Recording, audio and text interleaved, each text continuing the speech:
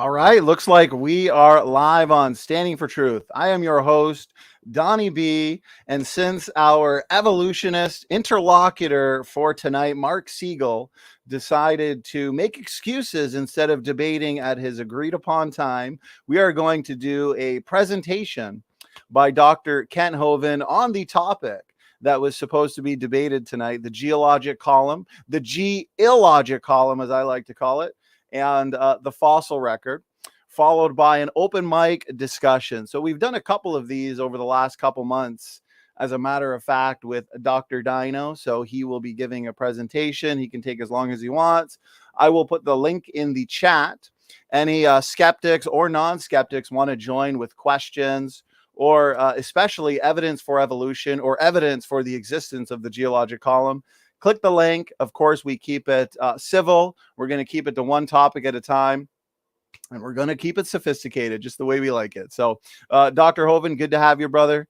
A couple words of introduction from you, and then we'll kind of just get right into it. Well, thank you, sir. It's good to be with you again. I was hoping it'd be debate number 304 for me, but looks like no way. How many did you say have refused to debate? You have 20 pages of names? Yeah, we've got a massive document. I am going to post it in the link. We've got about 20 pages worth of evolutionists. Okay. Well, my name's Kent Hovind. I've been a high school science and math teacher 15 years, been a Baptist preacher 48 years. I believe the Bible is true, and evolution is the dumbest and most dangerous religion in the history of the world. It's nothing but a religion. You have to believe in evolution. Nobody's ever seen any of the stuff they talk about. You certainly cannot prove the earth is billions of years old and animals changed or anything else. So I'll defend the Bible against all comers. The Bible says God made everything in 6 days, and they will always bring forth after their kind. And horses always make baby horses, and cows make baby cows, and there are no exceptions, none. But the evolutionists want to believe horses and mosquitoes have a common ancestor. That's dumb. That's not science. That's what you believe. So I'll take them all on same time. Okay? That's a little bit about me. We have a church and a church camp in Lenox, Alabama, Dinosaur Adventure Land, straight north of Pensacola, 70 miles. Come visit. It's all free. Awesome. I love it. Kent, we've got several more debates for you here in September, October, and now booking for November. So, okay, thanks for the introduction, Kent. We'll just let you kind of get right into it, go over some slides. And in the meantime, I'll talk to the live chat, and we'll get hopefully some evolutionists in here to provide some evidence for evolution. So, Kent, whenever you're ready, brother, the floor is yours. Sure. If I go back to my slide number 1, I talk about the geologic column. There is no geologic column. None. Doesn't exist anywhere. It's all fiction. But this is the Bible to the evolutionist and the atheist. They think and talk in terms of during the Cenozoic and Mesozoic and Paleozoic and Archaeozoic and Jurassic and Triassic and Mississippian and Devonian. This is how they think. I think in terms of Old Testament, New Testament, Matthew, Mark, Luke, John, Acts, Romans. This geologic column does not exist, but it is the guide for their thinking. It's the Bible to the evolutionist. It doesn't exist anywhere in the world. The fiction guides their thinking, their rose-colored lens through which they look at life, the world around them, and history. They think in terms of, well, during this Cretaceous period, guys, there is no Cretaceous period. All the layers of rock that you see are the same age. They were all shuffled up in the time of Noah's flood, that's all. If you shake up a jar of dirt, rocks, gravel, sand, water, it'll separate into layers. It does it in minutes. It doesn't take millions of years. Are all the layers the same age? Yes. If you shuffle up a deck of cards, I got some right here. Here we go. Just for the demonstration. If I shuffle a deck of cards, is the top card younger? No. They're all the same age. This is not younger, and this one older. They say the top layer is younger. Well, where is it coming from? Outer space? Think about it. All the layers are the same age. They got shuffled, that's all. So there is no such thing as a geologic column. It's a fact Grand Canyon exists. Nobody argues about that. The evolutionist will say it formed slowly by a little water and lots of time. The creationist will say it formed quickly by lots of water and a little bit of time. Did it take millions of years, or did it take millions of gallons? Millions of gallons would do the Grand Canyon in a few days, not millions of years. We covered that on video number 4 of my seminar series, lies in the textbooks. The Earth has layers of sedimentary rock, no question. Did the layers form slowly over millions of years? If so, where's the material coming from? Moving it from here to here doesn't change the age of it. I don't know how they can't get it, Donnie, but they don't. I think the layers are all from the flood in the days of Noah. The evolutionists are always trying to erase that line between the interpretation they have and the fact. The fact is the Earth has layers. Now, that's a fact. It is not a fact. They're different ages, okay? Geologic Column is the Bible. It can only be found one place in the world, and that is the textbooks. This textbook author admitted it, probably got fired for it. If there were a column of sediments, unfortunately, no such column exists. It doesn't exist, and they know it. It exists in their imagination, okay? If it did exist, it'd be 100 miles thick. Aha. The lie number 7 I cover in my video number 4, Lies in the Textbook, is about this dumb geologic column. This article said from Talk Origins, the atheist group, this article of a detailed examination of the young Earth creationist claim the geologic column does not exist. It is shown the entire geologic column exists in North Dakota. Oh. So, of the different layers that they have and pick names for, there is one place where they found them all in the order that they think they should be in. Guys, stop and think. If it was true, they would be in that order all the time, or most of the time, everywhere in the world. North Dakota, gee whiz. Hypersaline water. I believe the flood in the days of Noah created all the layers, and the index fossils that they talk about, the whole idea is dumb. Fossils don't even form unless they're buried quickly. They found the index fossils in some kind of order that they wanted. But see, the layers are dated by the fossils they contain. And the fossils are dated by which layer they are in. Complete circular reasoning. There's no fossil record. There are trillions and trillions of fossils, but it's not a record. Not a record at all. The fossil record helps paleontologists, archaeologists, and geologists place important events and species in the appropriate age, geologic era. It is based on the law of superposition. Well, what is that one? Superposition, it's in a superior position, it's higher. In their mind, if a layer is on top, it has to be younger. Oh, so if this card's on top, wow, 8 of diamonds is the youngest one. That's the logic. I don't know how you guys can't get it. Which states that in undisturbed rock layers, sequences, the bottom layers are older than the top layers. Wait. The bottom layers are older. Here you are again. I'd like to know, where is this material coming from? But this geologic column is dumb. Doesn't exist anywhere. You evolutionists watching the channel, I take you all on same time. Show me how the layers can be different ages and why you think the top layer is different, younger. Fossil record. You can Google that. Fossil record. Fossil record. What does a fossil record show? Okay. David says it takes millions of years to form a fossil. But gradually, fossils become exposed to the surface where we can study them. Because of how they form, fossils occurring in sedimentary rocks. So if you're going fossil hunting, that's where you'd look. Sedimentary rock. Duh. Noah's flood covered the whole world in sediments. A mile thick.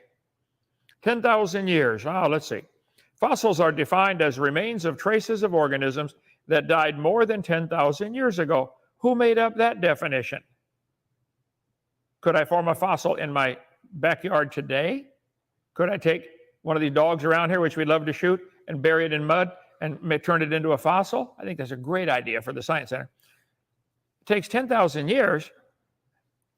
Let's see. Smithsonian.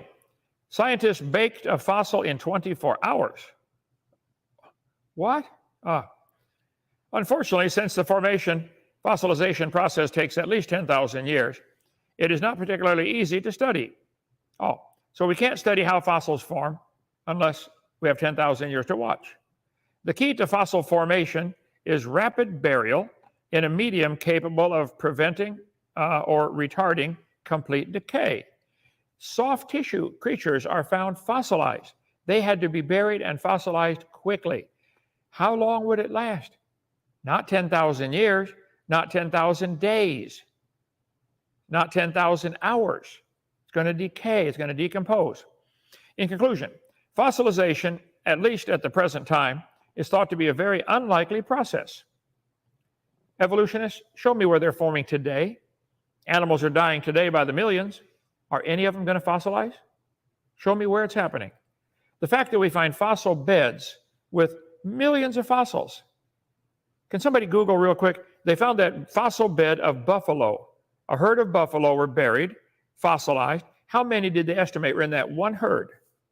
Did all the buffalo decide to go there to die? Did schools of fish are found fossilized all together?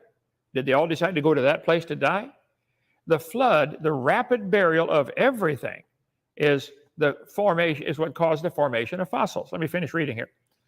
If you find that, raise your hand there, brother. It's believed only a very small fraction of organisms that lived in the past became fossils. The majority of fossils are hard skeletal parts or wood. To become fossilized, organisms must be rapidly buried, preferably in a fine sediment with geochemical conditions that favor the exchange of minerals between the sediment and organic components of the organism, because it has to slowly change organic material into the organism, minerals into the organism to become fossilized. Find anything? No. Nothing, okay. You're talking about the fossil found in New York, the buffalo? How many were there? Is it fossil? Just Google fossil graveyard. Okay. Let's see. That exchange of minerals is possible because of dissolved minerals in flowing water. If those conditions occur, fossilization must necessarily be a rapid process of a few hours to a few months, if it is to occur before decay destroys any record of the organism. Fossilization does not take thousands or millions of years. It's most likely to occur in catastrophic conditions, such as would have existed during the Genesis flood. I think you're right. All these layers that we see in the Grand Canyon formed rapidly in 1 year. I do this sand toy thing with people. It's got different colors of sand in here, and when you flip it over, it'll form multiple layers in minutes. The last time we did it, let's see. I don't know if we can get that on the camera or not, but it's probably got 20 or 30 layers right in here. It happens quickly. Stratification happens rapidly. Fossilization happens in those strata rapidly. If those layers are different ages, why are there no erosion marks between the layers? If that layer sat there with a yellow line for 10 million years waiting for the next one, don't you think it's going to rain once in a while in 10 million years and get some erosion marks? If the layers are different ages, why is there no soil built up between the layers? It's always a layer of rock, rock, rock, rock. Interesting. Where's the top layer coming from? Outer space? There's a great video you can watch, Fundamental Experiments in Stratification. Google that. They have a flume where they make a rapid formation of strata by the water moving sideways. See, during Noah's flood, where's my globe here? Okay. The earth was covered in water during Noah's flood. The moon is up there, 250,000 miles away, pulling the water up, making a bump called the high tide. The earth keeps spinning. The earth doesn't care what the moon's doing. The moon doesn't care what the earth's doing, but the water cares. The water's pulled up toward the moon, causing a bump called the high tide. That bump stays under the moon. To people on Earth, it looks like the bump is going up and down. High tide, low tide, high tide, low tide. Every 6 hours, 12 and a half minutes, we get a tidal change. Where's all the water coming from to fill the high tide? It's being pulled in from the sides by moon's gravity. So the water's moving sideways to stay under the bump at the same speed the Earth is turning at that latitude. Here in Lenox, Alabama, we're turning 886 miles an hour. At the equator, 1,037.6. At the North Pole, 0. So the water, during Noah's flood, the water's not only going up and down, it's rushing in and out of that bump. Probably 800 or 900 tidal changes Noah saw during that flood. Water going up and down and in and out. The sideways movement would form all the layers we see in 1 year. So I believe the geologic column does not exist. The layers that we see were formed rapidly in 1 year. These sand toy things show they can form very rapidly. Flip it over, it'll make multiple layers. Does it every time. Why are fossils sorted into layers? The textbook says the clams are at the bottom because clams are the first ones to evolve. No, boys and girls.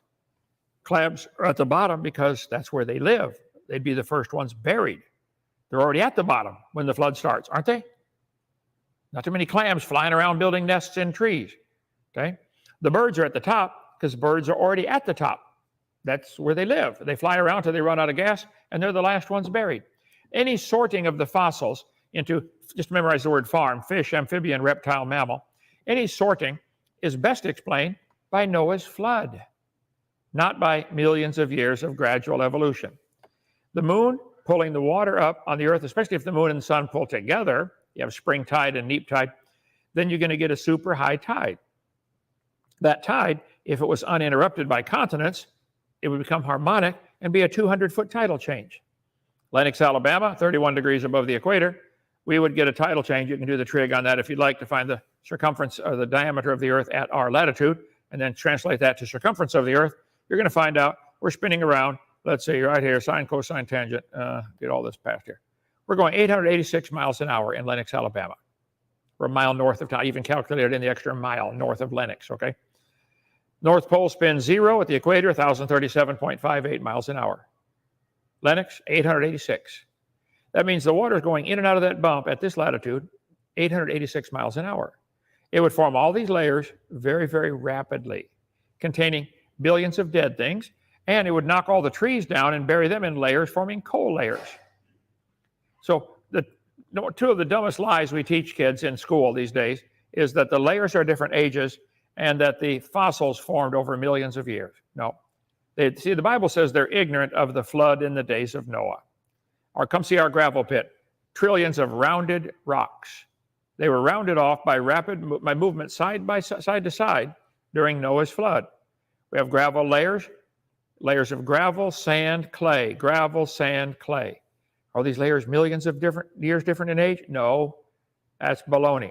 All over the world, let's see, home. One more thought here and we'll take questions, brother. All over the world, petrified trees are found standing up, running through all the layers. Hold on. How long does a dead tree stand around? 4 or 5 years? Doesn't the bark fall off in 1 or 2 years? Why are these trees petrified, standing up, running through all the layers? They're telling me the layers are different ages. I don't believe that for 1 second. And kids, don't you believe that either. What you can do on your test in school, if the test says, how old is the Jurassic period? Or when was the Jurassic period? You could say, the textbook says, blah, blah, blah. However, this is stupid. The teacher knows, hey, you studied the material, you learned what they want you to learn. They got the propaganda through your head. Now, tell them, I learned it, I don't believe it, but I puked it back up on the test paper for you, teacher, okay? The layers all formed rapidly, petrified layers standing up are common. Got a fence around the one in Yellowstone because people kept breaking pieces off of it. Standing petrified trees, Yellowstone National Park, Standing petrified trees, it's common. Thousands have been found. One is all you need to prove the point, but they're all over. There's a place in North Alabama here where there are hundreds of them. There's a place in Joggins, Nova Scotia, where there are hundreds and maybe even thousands of them, petrified trees standing up. There's a coal mine up there in central Alabama, petrified trees standing up, running through one seam of coal, through the rock, through the next seam of coal. And they tell the kids the seams of coal form differently. In their twisted thinking, a forest has to grow, get knocked down, covered up, turn to coal, new sediments on top, new forest has to grow. Then it gets knocked down, turns to coal. So each layer of coal in their twisted thinking is thousands of years different in age. But when you have one petrified tree standing up, connecting all of them, I think you disprove that pretty simply. There's a layer of coal, petrified tree coming right through it. The Mary Lee and the Blue Creek Formation, they dig up here in North Alabama. I'm in South Alabama. But they have petrified trees, A, B, C, D. If you put all these data together of which layers they go through, tree A, tree B, etc., you find, wow, look at that. H goes through the Mary Lee Formation, and tree A goes through the Blue Creek. They had to be formed at the same time, or very close to the same time. Specimen Ridge, Yellowstone National Park, 27 layers of forests, broken off at the roots and extending through many layers. Broken off at the roots, you mean like a big flood might have come along and jerked them out? Yeah. 30-foot petrified tree in Kettle Coal Mine in Cookeville, Tennessee. The top and the bottom of this one tree are in different layers of coal. I think it's time, obviously, somebody is wrong about this age of the earth, and they're wrong about fossils. The evolutionists think I'm wrong, I think they're wrong. Would you look at the facts and say, wow, how do you get petrified trees standing up, running through all these layers?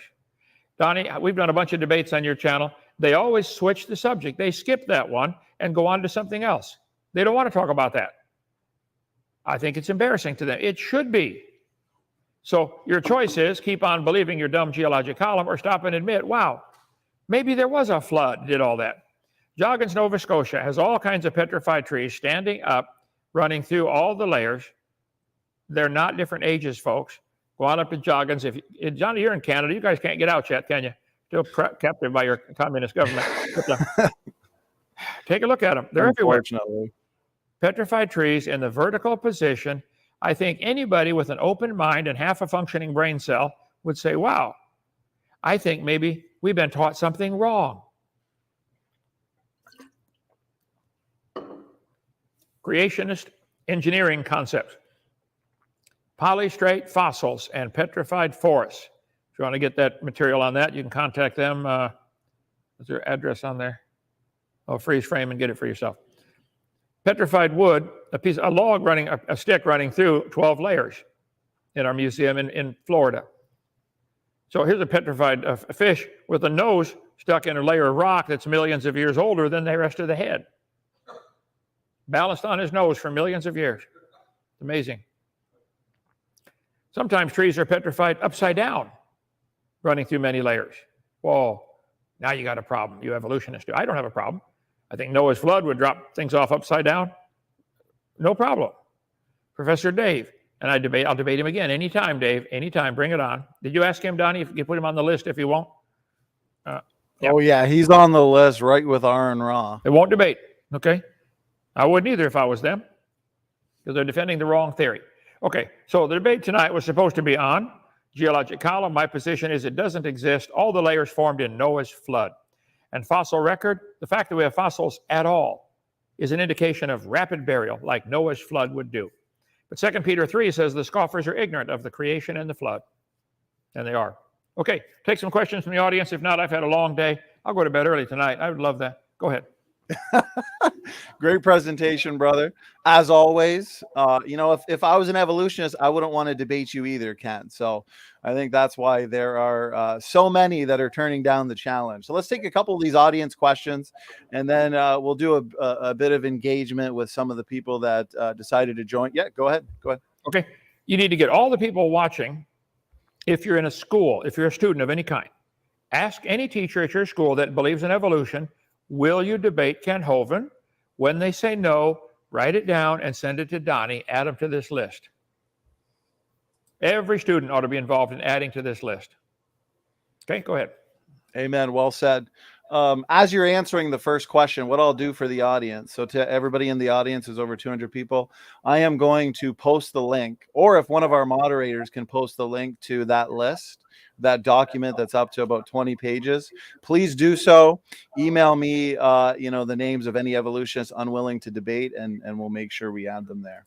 So, okay, let's get a couple of these questions, and then we'll allow a couple people to join. So here's the first one that comes in.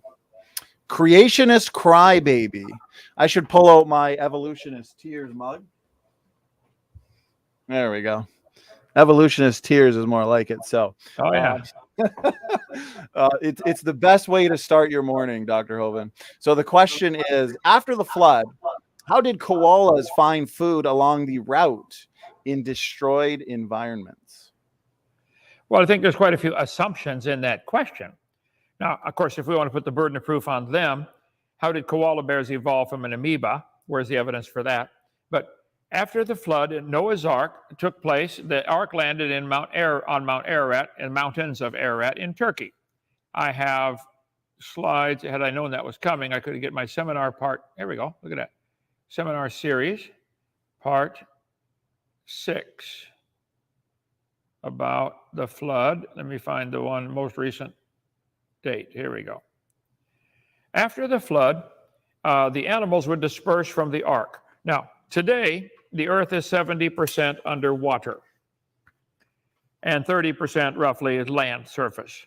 However, It's obvious that sometime in the past, Earth had huge ice caps, ginormous ice caps. Let's see, let me get this thing to open up here. There.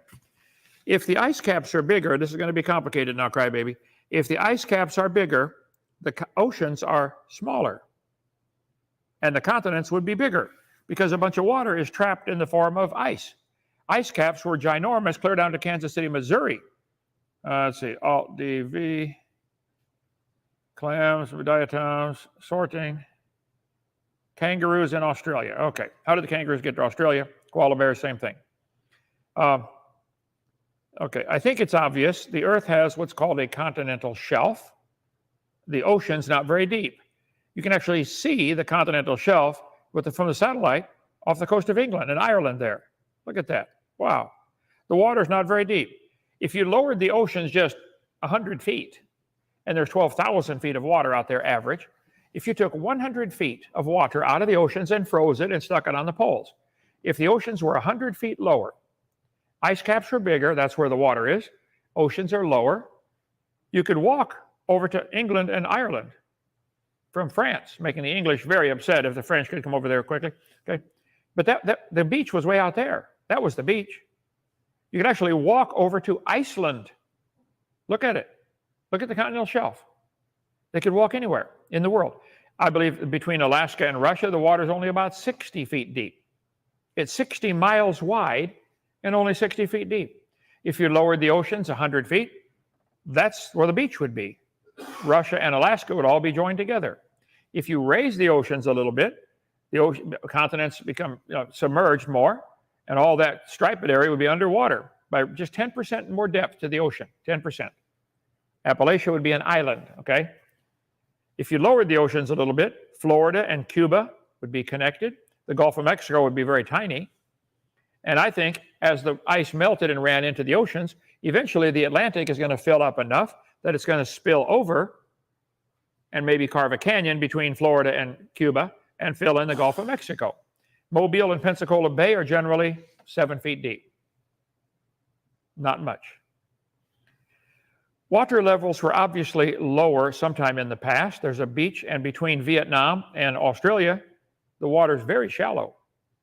I think animals like the koalas, they would have plenty to eat as they migrated. The world only got a few animals covered with plants now after Noah's flood, a few thousand animals. They're spreading out. Why they ended up in Australia, I don't know. If they ended up in Japan, we'd be asking the same question. Why Japan? I don't know. They migrated that way. So after the flood, the population spread out around the world, and they migrated down. I believe many animals like koalas and wombats and kangaroos are less aggressive than tigers. And after the flood, it appears something changed, and some animals became carnivorous, aggressive. They weren't before. Read the Bible, before the flood, everything ate plants. After the flood, God said, Noah, now you can eat meat if you want to, and some of the animals are going to be afraid of you. That was not the case before in the biblical time frame. So rather than fight for their territory, the less aggressive animals just move on. Okay, the tigers just had another batch of babies. We better move out of here. So they would move. Over a period of a few hundred years and many generations, they would end up moving from where they started, Mount Ararat right there, and the migration wave would spread them out until they moved down, took over the world. At the same time, while they're spreading out, the ice caps are melting back, raising the ocean levels. And that's why we have a continental shelf. So they ended up trapped in Australia, protected.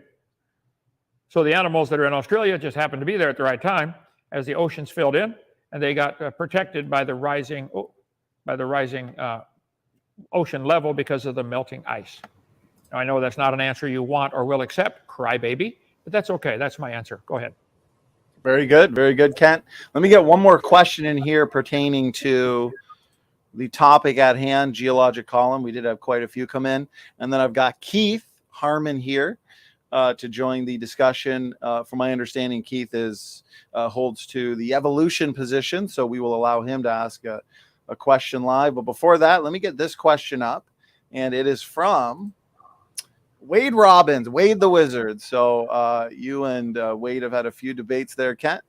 And sure. He's asking, question for Kent. The atoms in you and me are the same age, but you're older because of the time you were formed. Geologists are concerned with when the layers are formed. So, Wade, are you admitting that the geologic column, the layers they're talking about, all the material in them is the same age, and you're only discussing when it was laid down? So if I shuffle this deck of cards and I decide to put this one on at 2 in the afternoon and put this one on at 4 in the afternoon, 2 hours later, wow, this one's now younger. I moved the position, didn't I? You're claiming moving the position of these atoms or of these layers changes the age of them. The geologic column says the rock is a certain age. They're not talking about when it was laid down. You're mistaken, okay? They date the layers by the fossils they contain. They date the fossils by which layers they're in. It is complete insanity to believe in the geologic column. But schedule another debate, Wade. We'll take you out again. Just that one topic. I'll get a bunch of slides prepared for that, okay? Let's do it. Sounds great. Let me throw one in here, Kent, and then we'll move on to some of the questions here from those that have joined. So I constantly hear this all the time for those that worship the geologic column. They'll say, Dr. Hovind, the reason why you can't really find the geologic column anywhere on the planet, and the only place you can find it is the textbook, is because of erosion. They'll say that rocks deposited during one period would be eroded away during a later period. What's a good response to that, brother? Well, does that change the age of it? Now it's a different age because it got eroded? Right. I don't understand what they're trying to make, the point they're trying to make there. I agree there's erosion. Gee whiz, it happens all the time. We live in a gravel pit here in Lenox, Alabama. We have floods and canyons. Canyons form all the time around here. Okay? So, no, that doesn't change the age of the material, though. So I think they're totally mistaken. What if they say it'll build up because you're eroding rock from one area, adding it to, so basically, yeah, what you're saying, you're moving material from one place to another. That's not adding new material. That's just same material being reshuffled, correct? Isn't that always eroding down? Hmm. Show me a place where it erodes up. Our lakes gradually fill in. It doesn't make the sand dunes taller, it makes them shorter. Now, there is geologic uplifting. I'm familiar with all that stuff and the processes that do that, the strike faults and all that kind of stuff. But the layers materials all the same age. It got shuffled up in a flood. And what about again, notice, Donnie, nobody answered the question about the petrified tree standing up. Right. They move on to a different topic. How can the tree be standing there connecting all the layers if the layers are different ages? They won't answer it. They'll move on to something else. That's right. That's right. Okay, great responses. Let me introduce Keith Harmon. Keith, thank you for joining. From my understanding, you hold to the evolution position. This is your first time here on the channel. Correct. So if you want to give a real brief introduction into who you are, again, thanks for being here. And then we'll just get right into a question or even an objection for Kent to engage a little bit. Go ahead, Keith. Hey, how you guys doing? My name is Keith Harmon. I have a degree in economics from California State University, San Marcos. And I've watched your videos for a little while now, and I'm seeing a lot of questionable information, so to speak. Hopefully this isn't too off topic. One thing that's been bugging me Donnie, I'm getting about every third word here. Can we get it more clear, more loud, more enunciate, write it out, do something? I'm not getting what you're saying. Yeah, no problem. Keith, it kind of sounds like you're a bit in a box. In a box. Yes, that's a perfect. If you want to, if you're using your laptop, make sure you're just maybe talking a little closer to the mic, just so we Okay, can, sorry about that. I'm using a different phone. But yeah, my name is Keith Harmon. I have a degree in economics from California State University, San Marcos. Not really big into science, but one thing I do like is data and numbers. And one of the videos, one of the points you make in one of your videos is that you claim that crime increased by nearly 1,000% since evolution was taught in schools, so roughly 1963, 1964. But looking at the actual statistics, there is no near 1,000% rise in crime. I don't know where that came from. And according to the FBI's website, it does not add up. Okay. First of all, tonight we're supposed to be talking about the geologic column and the fossil record. I covered that on my seminar part 1 about the when they began teaching evolution and took prayer out of the schools and all the different changes that happened. So I could go back and find all that if I'd like, but I documented everything right on screen where I got the information from. I don't have it in front of me now. So, but that's not the topic for tonight. What does that have to do with this for tonight? Because you claim that teaching evolution is dangerous and stupid, but would it reflect in actual crime statistics? If you said, oh, teaching evolution is going to cause massive crime increase, it has not. You're claiming it has not caused a crime increase? No, there was there was a large increase from the 60s to the 70s, but it started dropping in the 90s. And nowhere do I see this 995% crime increase from 1961 to present. Okay, Donnie, let's schedule a debate with Keith for another night on, has evolution caused a change in, I guess, moral standards might be a broader picture, and has it changed, has it caused crime to increase? And let's get stuff together for that. Tonight's on Geologic Column. Okay, sounds great. Keith, well, did you have any objections or thoughts or arguments pertaining to the Geologic Column and the fossil record as it relates to evidence for evolution? Did you have any thoughts on that? Arguments, objections? Go ahead. Here and there. I started reading Why Evolution is True by Jerry Coyne, and one of the things that's mentioned is Tiktaalik, and you kind of dismissed it as the crocoduck, and in one of your videos, and I was told that they had used part of the skull and like 3 pieces of bone to claim that Tiktaalik was this transitional fossil, and I can't find any evidence or source stating that they used pieces of this fossil to construct it. I just feel like that. So you're talking about Tiktaalik and basically the existence of what appears to be transitional forms, creatures that blend traits from 2 different taxa. The Fishapod, Tiktaalik. Okay, we can hand it to Kent if you had some thoughts on that, wanted to address Tiktaalik. Well, the evolutionist biased textbooks do teach that this creature, Tiktaalik, is evidence for evolution. I say, guys, stop. Every animal that we see today only produces babies of the same kind. Nobody's ever seen Tiktaalik produce a non-Tiktaalik baby. So why would we think because it has fins, it is therefore transitional? No fossils could count as evidence for evolution. You can't prove any of them are changing to something else. No animal today is changing into something else. Why would you think a bone in the dirt could do it? So the Tiktaalik, the evolutionists have their family trees of one thing changing to another, and they draw lines on there. Guys, drawing a line on paper is not science. And there's no evidence to draw that line on paper. Nobody's ever seen a fish produce a non-fish of any kind. All we see is little variations, and they stay the same kind. There are 400 varieties of cows. They're still cow, no exceptions. But you got a line on paper with your family tree connecting a cow to an amoeba. That's not science. That's fairy tale stuff. They say the human, the bird, the reptile, the ladybug, the pine trees, and worms have a common ancestor. And Tiktaalik is just one of thousands that they try to claim is evidence that this tree is true. I try to point out, guys, back up, sit back and look at it.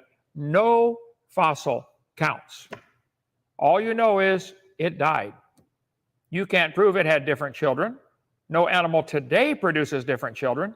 Why would a bone in the dirt count as evidence when it can't be shown today? Science is what we know. We can observe, we study, we test. Let's do it in the laboratory.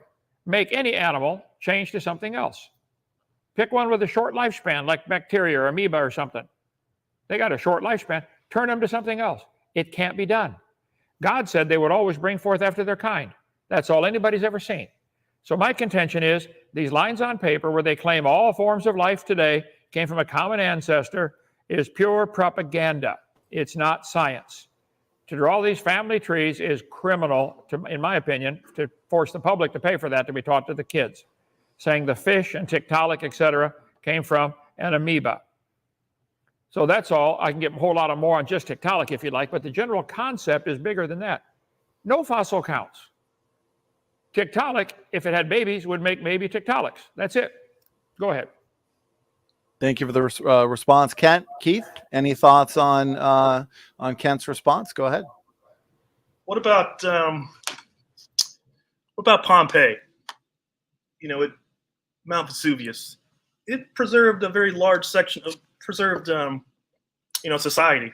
And you claim that, bones in the dirt can't prove that something reproduced. But here we have humans that are pretty well preserved after the eruption and showed a society in, at its peak or wherever the case is. It showed a functioning society.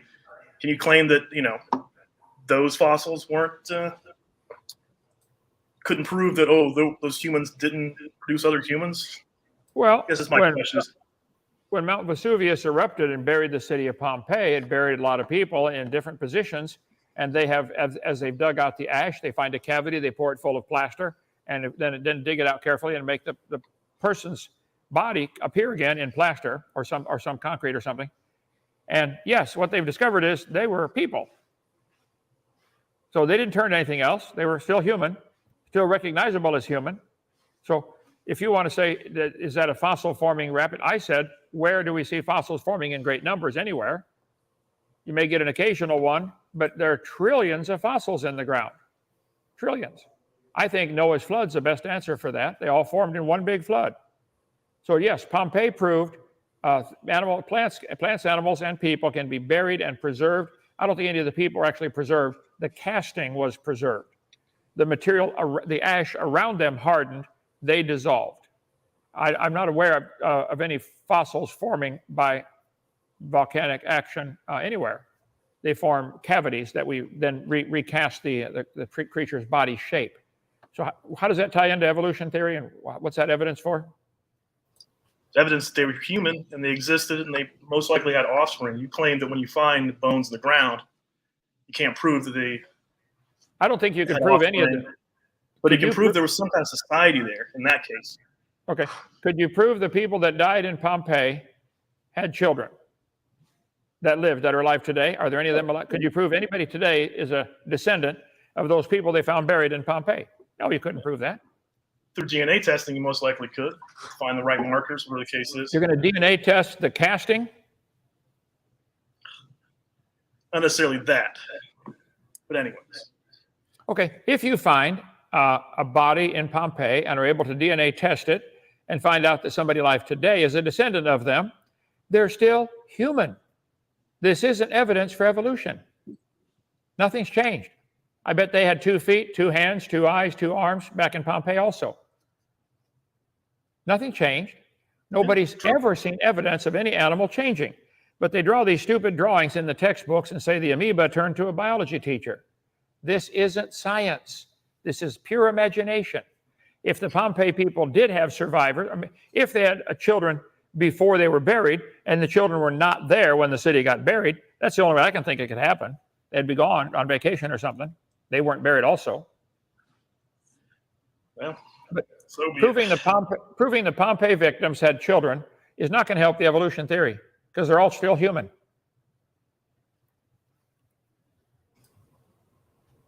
Keith, if you had a response. Oh, sorry about that. My mouse kind of messed up. No, not really. I think my main goal was to discuss, crime rates and teaching evolution, how it affects society. So, just in my opinion, I think there's a lot more. It's very hard to quantify how that would happen. Okay. So, but yeah. Keith, if I could ask you. Yeah, Keith, if I could ask you a question, do you hold to universal common ancestry that would basically say all life, including plants and animals, are related? Yes, because one of the things I picked up is I took a class in biotechnology, and that was one of the first things we taught about was the universal common ancestor, that it does go back. And one of the things that I want to point out is that we live on the planet Earth. This might sound silly, but we're all carbon-based life forms, and there has to be. It's pretty obvious that you take a sample from me, a DNA sample from me, or an animal. There's going to be some similarities. It's not this, you believe you came from this, but there are similarities between the species, and I do believe there was a universal common ancestor. I don't know what that was. Okay, Keith. So you're saying these similarities in anatomy, morphology, physiology, and genetics between, let's say, you and a snail would demonstrate shared relationship? Most likely, yeah. I mean, Okay. they've mapped the human genome. We share like over 90%, almost whatever, 99, 98% with chimpanzees and other apes. And, we're sharing, DNA and similarities with other carbon-based life forms. Okay, why don't we do this then? So we'll, and I appreciate that response. Kent, what are your thoughts on the line of evidence that suggests homology, shared genetic sequences as evidence for universal common ancestry, Dr. Hovind? Okay, I think the fact that we all live on the same planet, all have to breathe the same air, have to eat similar foods and move around and similar needs to survive indicates there should be some common DNA. I've got DNA to make arms on my body, so does the chimpanzee, so does the dog. That's because they need to move. So this is evidence of a common designer. This is certainly not evidence for evolution. They could take it that way if they'd like, but it couldn't be in a court of law, in an honest court of law. They'd say, come on, this could just as easily be a common designer. That's why there's similarities. Doesn't prove a common ancestry. And so, I forgot, I wrote down something here. We need to have a whole debate just on this topic. So if you took a class in school and they told you that the evidence shows trees like this are scientific, I will debate your professor and anybody else at that school. Bring them all on, have them call Donnie. Donnie, if they won't call, add their name to the list. I disagree. The fact that we have similarities is not evidence of a common ancestor. It's evidence of a common designer. How's that? Very good. Very good, Ken. Appreciate that. Keith, did you have a response or objection to that specifically?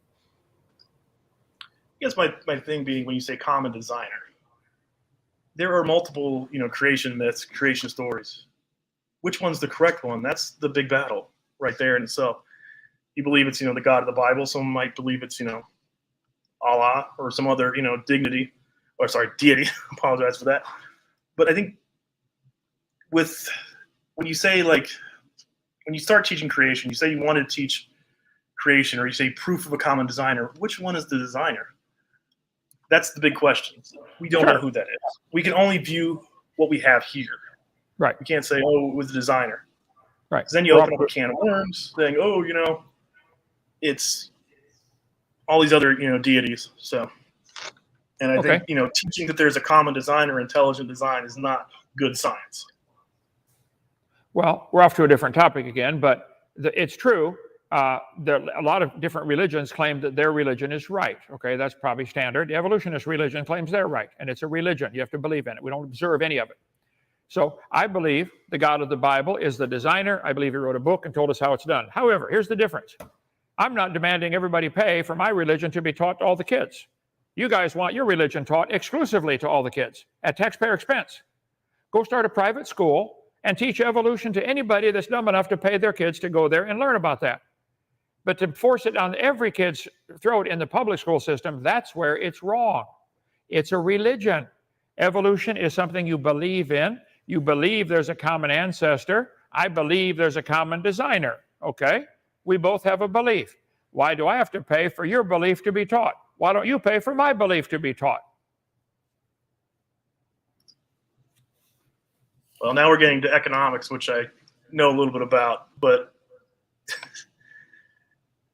I can go into about forced rider and free rider information, but, I think, Okay, why don't we do this? I've got two other people here that have joined to ask a question. I think Talking Trees and James Booth are both creationists, yeah. So let's give them, I want to give them the opportunity to ask. Yeah, Keith, I appreciate your questions and your engagement here. Kent, I know you've had a long day, brother, so I want to get you out of here at the hour mark. I appreciate your time as always. So let's give both Talking Trees and James Booth the opportunity to ask a question if they would like to on topic, hopefully, please, gentlemen. Let's start with James. I noticed you were backstage first. James, thank you for being here. If you want to give yourself a really brief introduction and then ask Kent a question, go ahead. Hey, Kent, I talk to you every once in a while on the telephone, and I appreciate what you do. I follow you about every day, but So does the KGB, the IRS, the FBI, the Gestapo. Yeah, I know that's right. Um, I just have not heard a good answer to the question about the material they're finding in the dinosaur bones, where they say it's encapsulated by, I think, iron or something like that, and that's what preserves it and all of that kind of stuff. Well, I mean, it's got to completely be encapsulated by iron for it not to degrade, and I mean, I don't understand how they can think that would happen. So I just don't understand how they can say that and stand behind it when they have no evidence. And I mean, and there's more and more fossils being dug up that has fresh material in them. Well, maybe not fresh, but that's not 65 million years old. Well, yeah, soft tissue is found fossilized, okay? And you got to ask, how did that happen? Well, it had to be buried rapidly. Fossilization can occur when minerals soak into the organism, and it can be any number. It can be iron. I've got fossils in our museum here. Some of our calcium.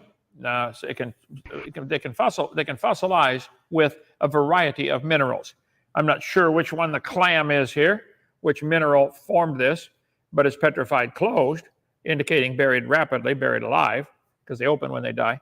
So Mary Schweitzer found the dinosaur bones, soft tissue, and they talked about how did this happen, and she wants to keep her job, so she's a creationist, but she's an old Earth creationist or something like that. Still, but there have been a lot of articles written on different sites like Answers in Genesis, Institute for Creation Research, where they discuss this very thing.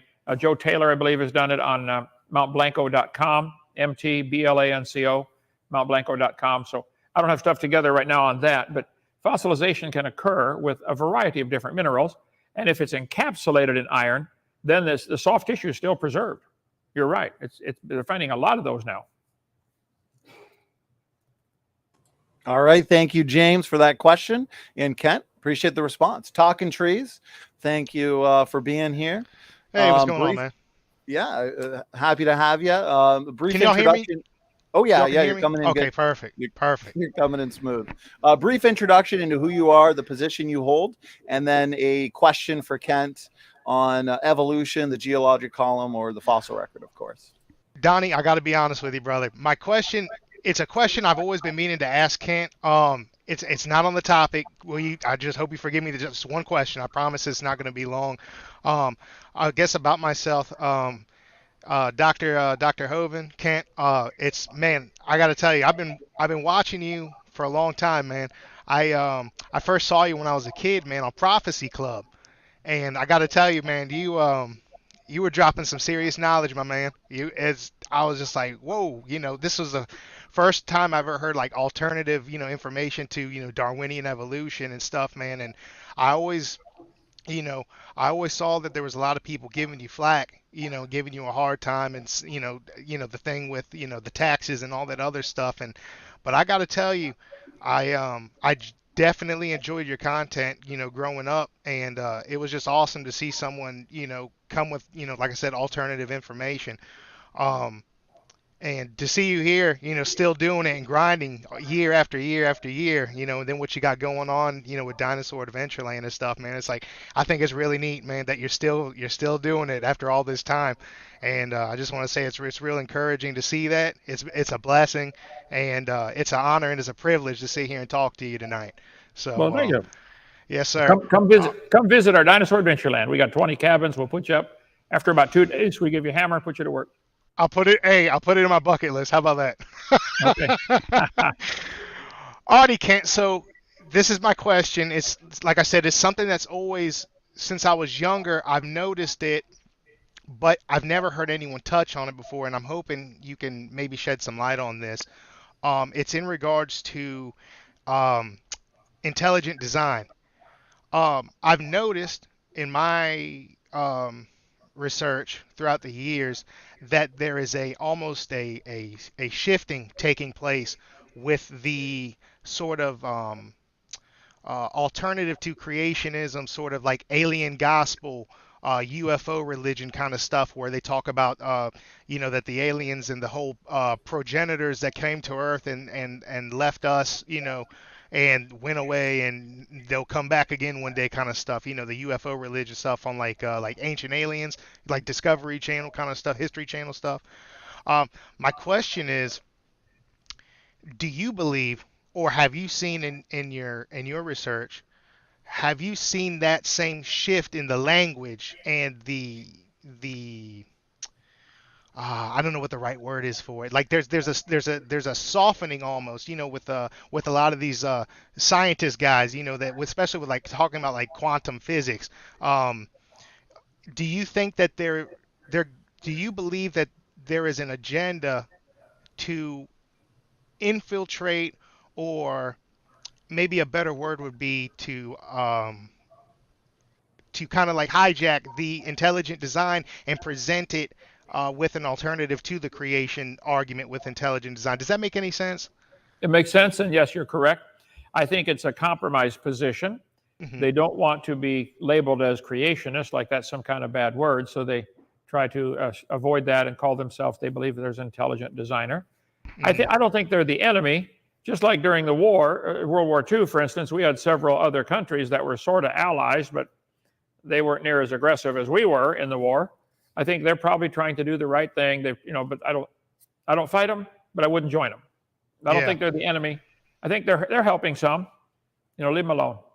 Yeah, it just seems like at least from what I've understand, there's this big this whole half of something is nothing, therefore something can come from nothing, kind of almost kind of borderline numerology, pseudo spirituality kind of thing, that's going on. And I was always wondered if you ever saw kind of like any of that like pattern, in like the way, how time is going, and if you noticed it as well. So yeah, I think they're the soft Christians. I'm more hardline. My dad was a Marine. Go get him.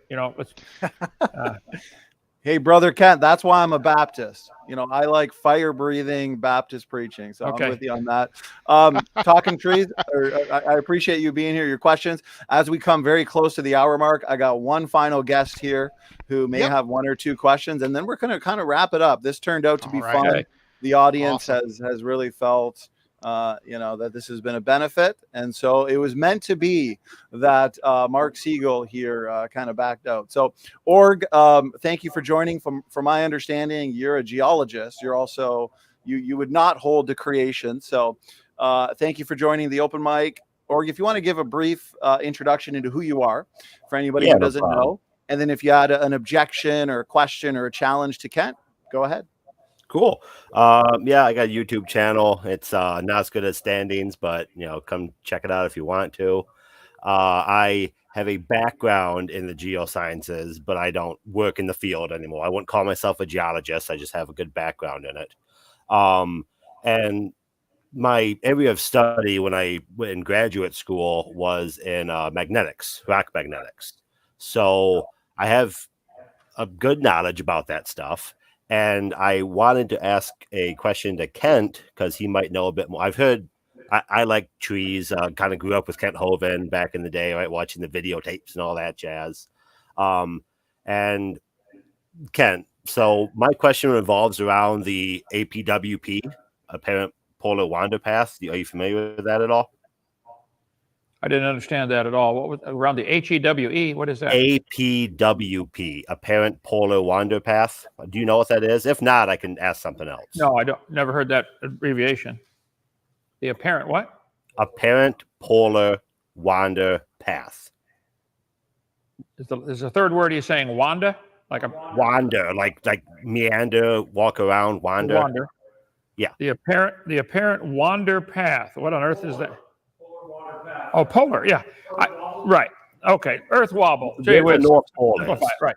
I believe there's a lot of evidence to indicate the pole of the Earth, while it's spinning, has been wobbling some.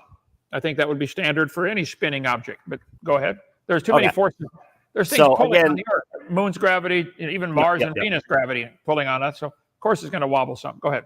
So I guess my question might be something you're not familiar with, but one of the many ways you can date rocks, old age dating, is magnetic dating. And we use, scientists can use the age of the rocks and the magnetic of them. You probably know the Atlantic Ocean, the magnetic stripping and that.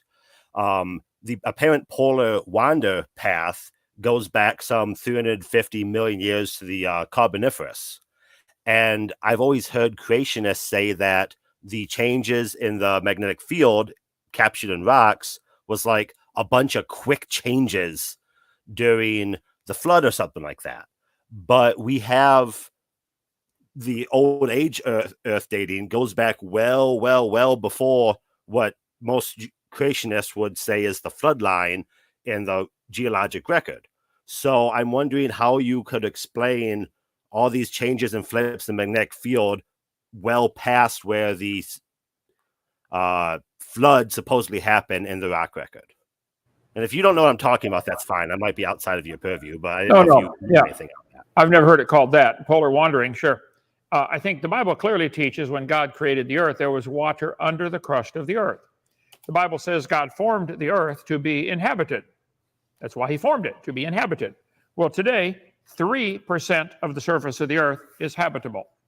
70% is underwater, a whole bunch more is ice caps and deserts. So 97% of the earth's surface is not habitable.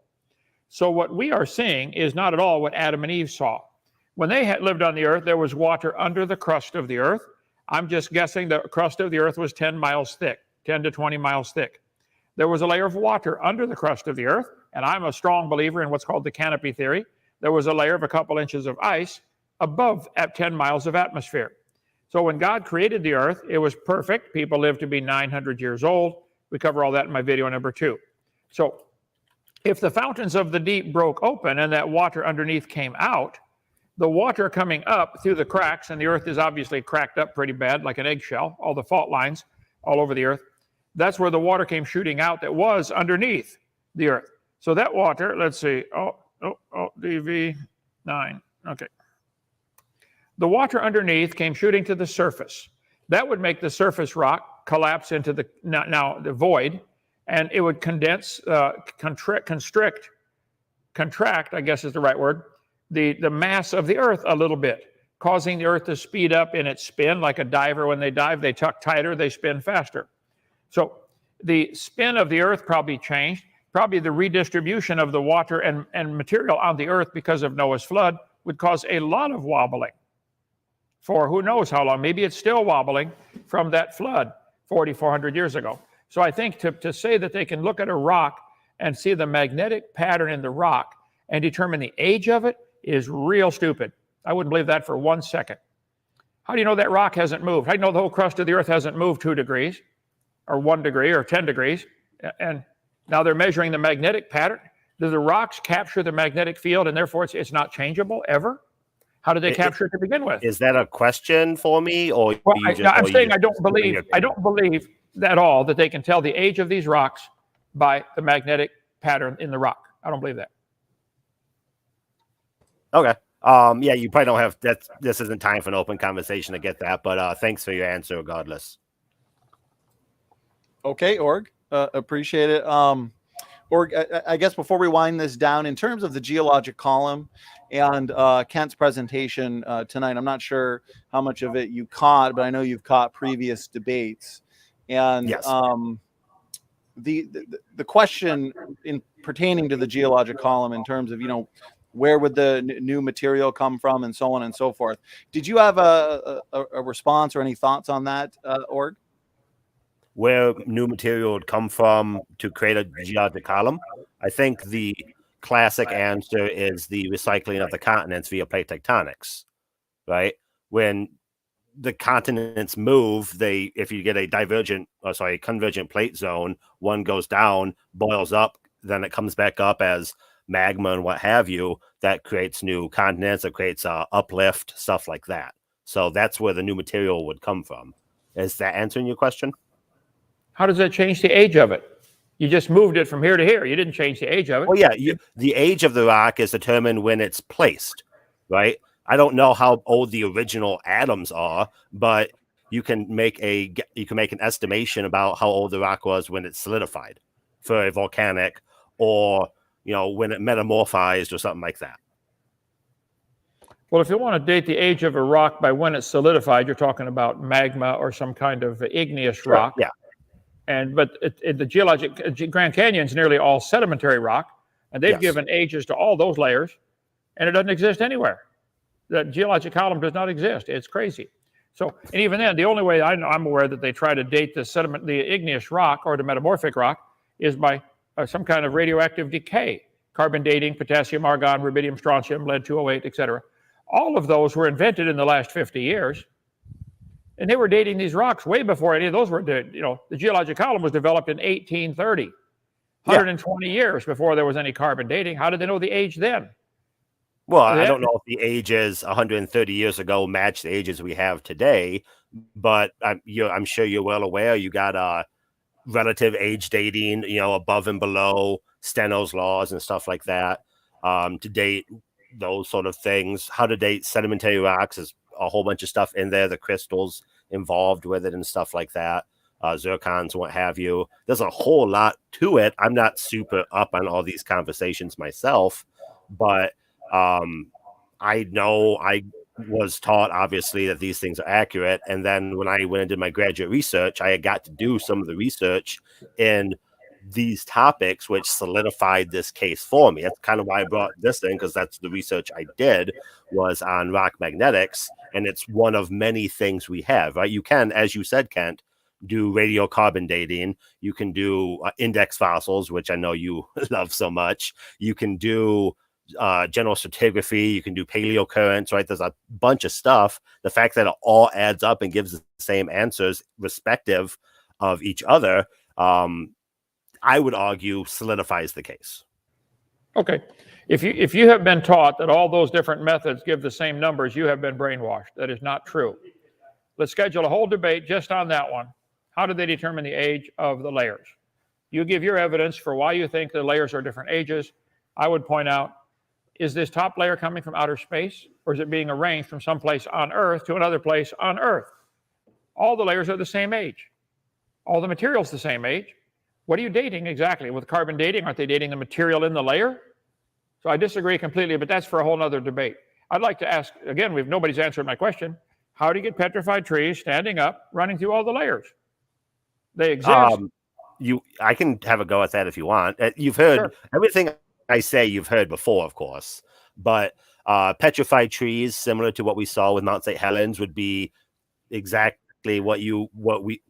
Let me restart that. We probably agree on how those petrified trees got in their location, right? You would say Noah's flood. I would say some catastrophic event. The difference we have is you want the entire world to have the same catastrophic event. I have a localized catastrophic event. So these trees, Mount St. Helens, when it exploded, all the trees floating vertically, collecting sediment, all of that jazz. That's the way I would say these things exist in nature. And I would go further and say the fact that they are very isolated, these sort of polystrate fossils, goes to show that it was not a worldwide event that caused all of them to happen simultaneously. Because how do you get certain trees in certain locations be polystrate and not every other tree all over the earth having the exact same deposition? That seems false to me, given that Noah's flood was one event that happened basically over the course of a month? Okay, so if we have all these polystrata fossils and each one is a localized event, it's a localized event because of the tree. But if there's layers that don't have any trees in them, could that also have been a rapid formation, a localized event that didn't happen to contain any trees? Floods are happening all the time. Call Japan right now. They're having a tough time.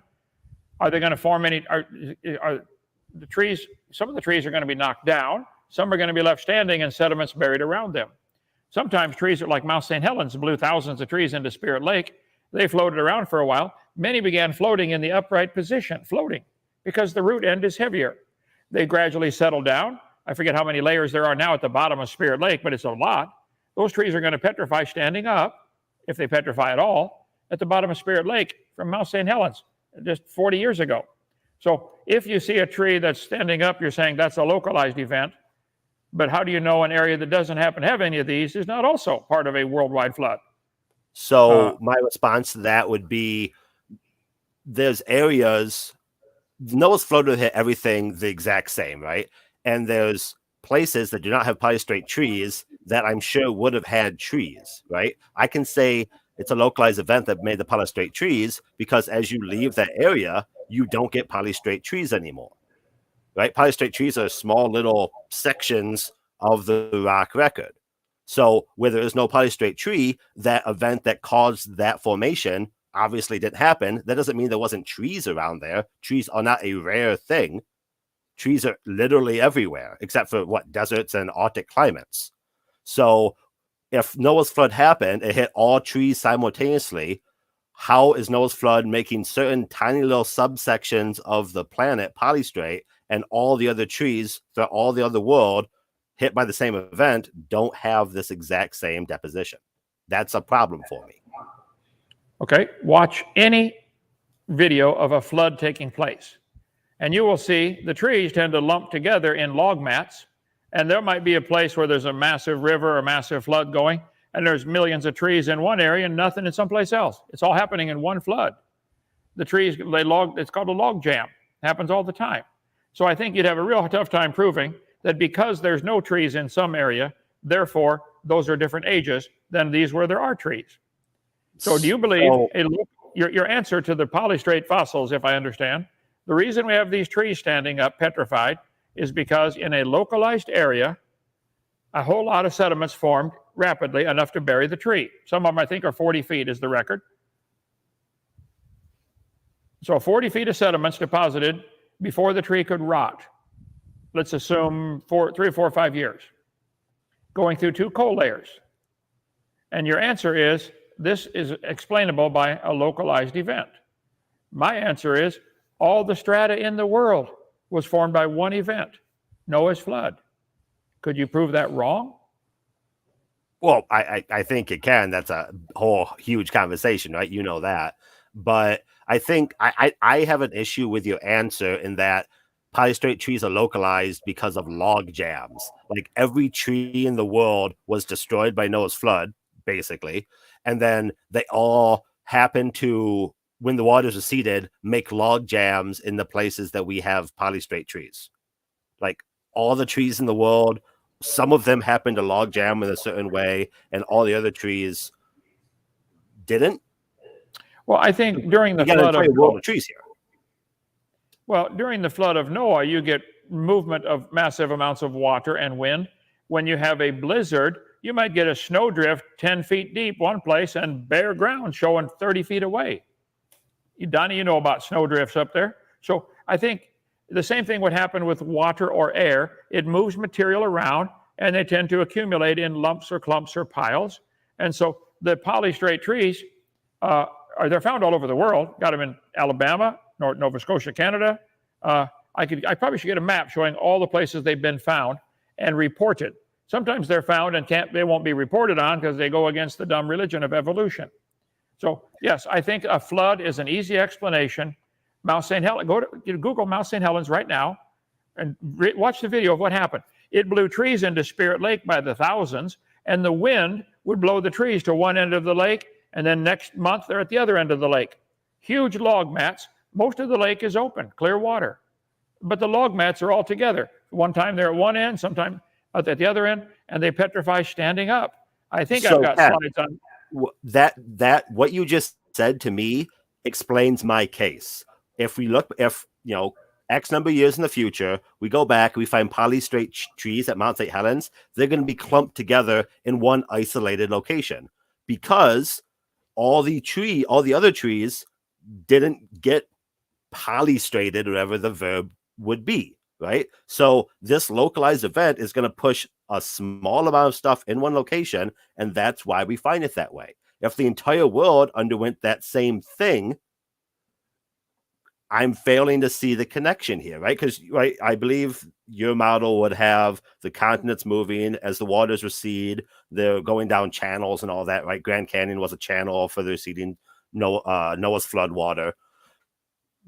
if you can connect, if you can correlate these channels when those flood went with the polystrate trees, maybe you'd have something. But I don't. Do you have that collection? Do you have? You said you need a map, right? Can you connect where you thought the floodwaters receded with the polystrate trees to make these log maps work? I'll have to work on that. Yes, that's a good point. But again, the burden of proof is not on me to prove anything. The evolutionists only want their theory taught at taxpayer expense. They want you to teach the kids that all the layers are different ages when the evidence shows they had to form rapidly because of these trees. I just found my Mount St. Helens slides. I got 45,000 slides, so it would help if you'd ask the questions in the same order that I have the answers. Here we go. Here's the trees blown down by Mount St. Helens. Probably, I'll guess, 1 million. The rivers were log jammed with the trees floating away. There's the timber mill there, cutting the trees up. They hauled out logs by the thousands to try to save the usable wood. Mount St. Helens blew lots of trees. Mount St. Helens, bottom center, blew them into Spirit Lake. Here's the logs floating in Spirit Lake. They're still floating today, 42 years later, many of them. There's Mount St. Helens in the background. The log jams floated back and forth based upon the wind. Many logs began floating in the upright position. Here they are, picture of them floating upright in Spirit Lake right now. Go take a picture. Some floated flat, some sank vertical. And these trees, some are upside down.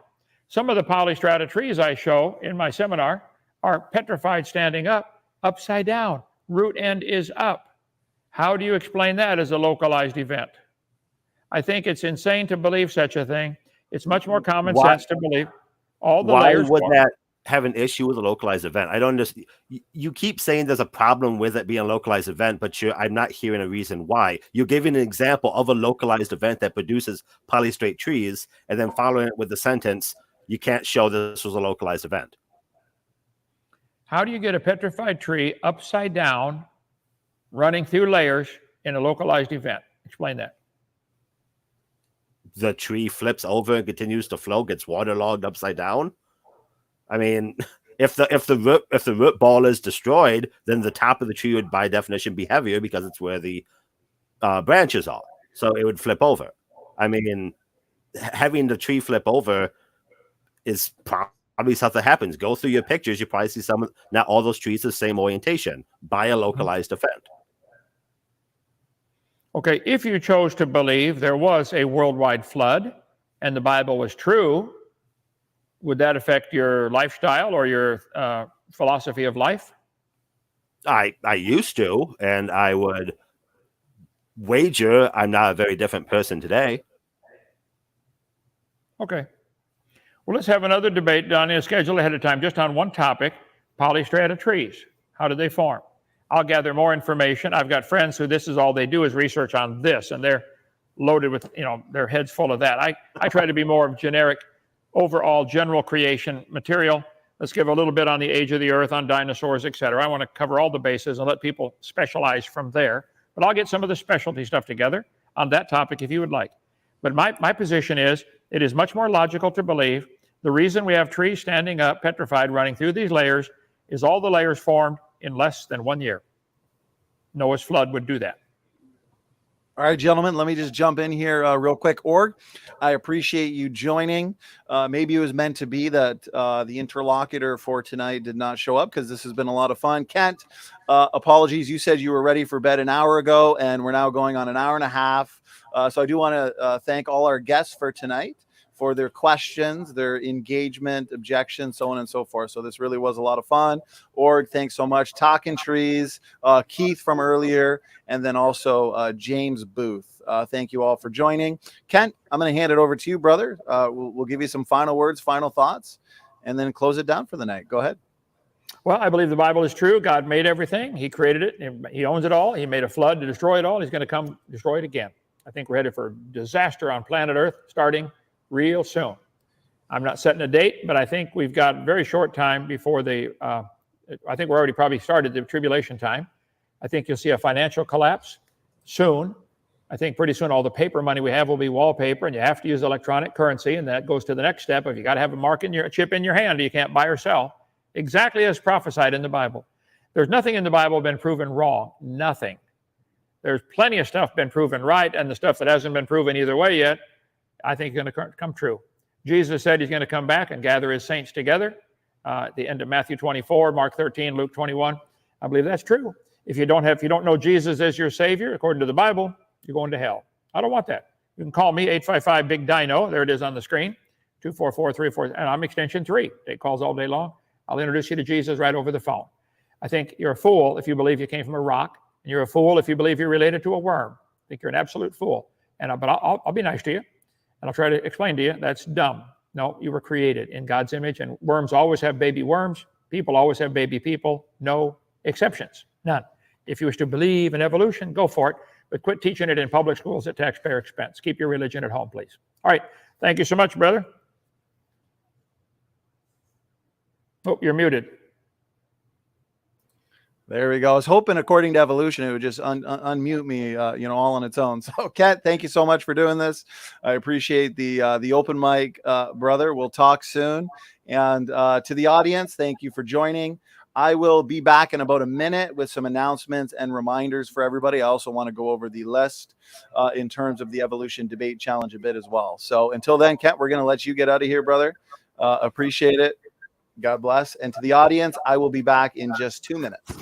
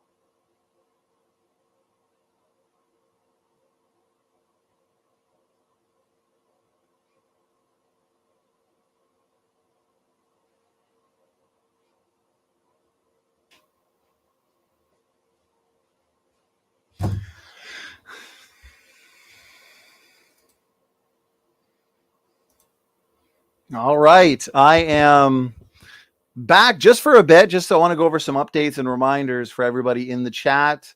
For those still here, thank you so much. Also, Doki Doki, thank you, brother. Yes. So this is the special creation book. It is still on sale for cost. I have basically bought in bulk. I'll be sharing them around. And so the best way to do so is to have it at printing cost. So this book, you're not going to regret it. Click the link, 300 pages, with the most up-to-date arguments that you're going to find on the ancestry topic. So mitochondrial Eve, Y chromosome Noah. You'll find some novel answers here in this book on Neanderthals and just refuting all the critics' number one argument. So with that, I do want to go over some reminders, though. We have a ton of debates coming up on all sorts of topics, including the Evolution Debate Challenge is going to continue. So we have this one coming up, Mike versus Kent. This one was rescheduled, but it will be October 3rd, macroevolution.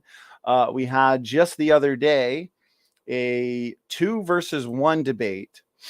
Kent Hovind versus Emo and Snake was right. So this one was a ton of fun. We had a great audience, and Kent and I want to do more of these. We want to do 2-on-1s, 3-on-1s, 5-on-1s. I think we can fit about 10 people in the StreamYard. So if you're an evolutionist and you're interested in, the 2, 3, 4, 5-on-1 debate, please do reach out in order that we can fill you in. Of course, the debate that's got everybody talking in the community, whether atheists or non-atheists, Daria Bloodworth and Dr. Kent Hovind, how are chimpanzees related? This one was definitely a lot of fun. So tonight was supposed to be Marc Segal. He frequently comments in the live chat. So, he did step up a couple months ago to debate. And as always, I schedule debates, a month or even 2 months in advance. The second I get confirmation from the debaters on both sides, I schedule it on the channel, and I also send that link to the debaters in order that they can add it to their schedule. Then I'll typically do 1 or 2 confirmations, and then debate day, send out the link, an hour in advance. Marc made an excuse about an hour before the debate, even though I confirmed with him last night. Apparently he wanted another confirmation today, which was kind of bizarre, but he did get the link an hour in advance, and literally said he thought the debate was not happening. I mean, it's on the schedule. Kent's been advertising it for the last month. I've been advertising it for the last month. So you know what, Marc? No excuses. Okay. When it's on the channel scheduled and the actual link gives you the date and time, you don't need 25 confirmations. 2 is enough. Okay. He had the details. And what's funny is an hour before is when he said that he thought the debate was canceled, so he couldn't make it. He had over an hour and a half to join.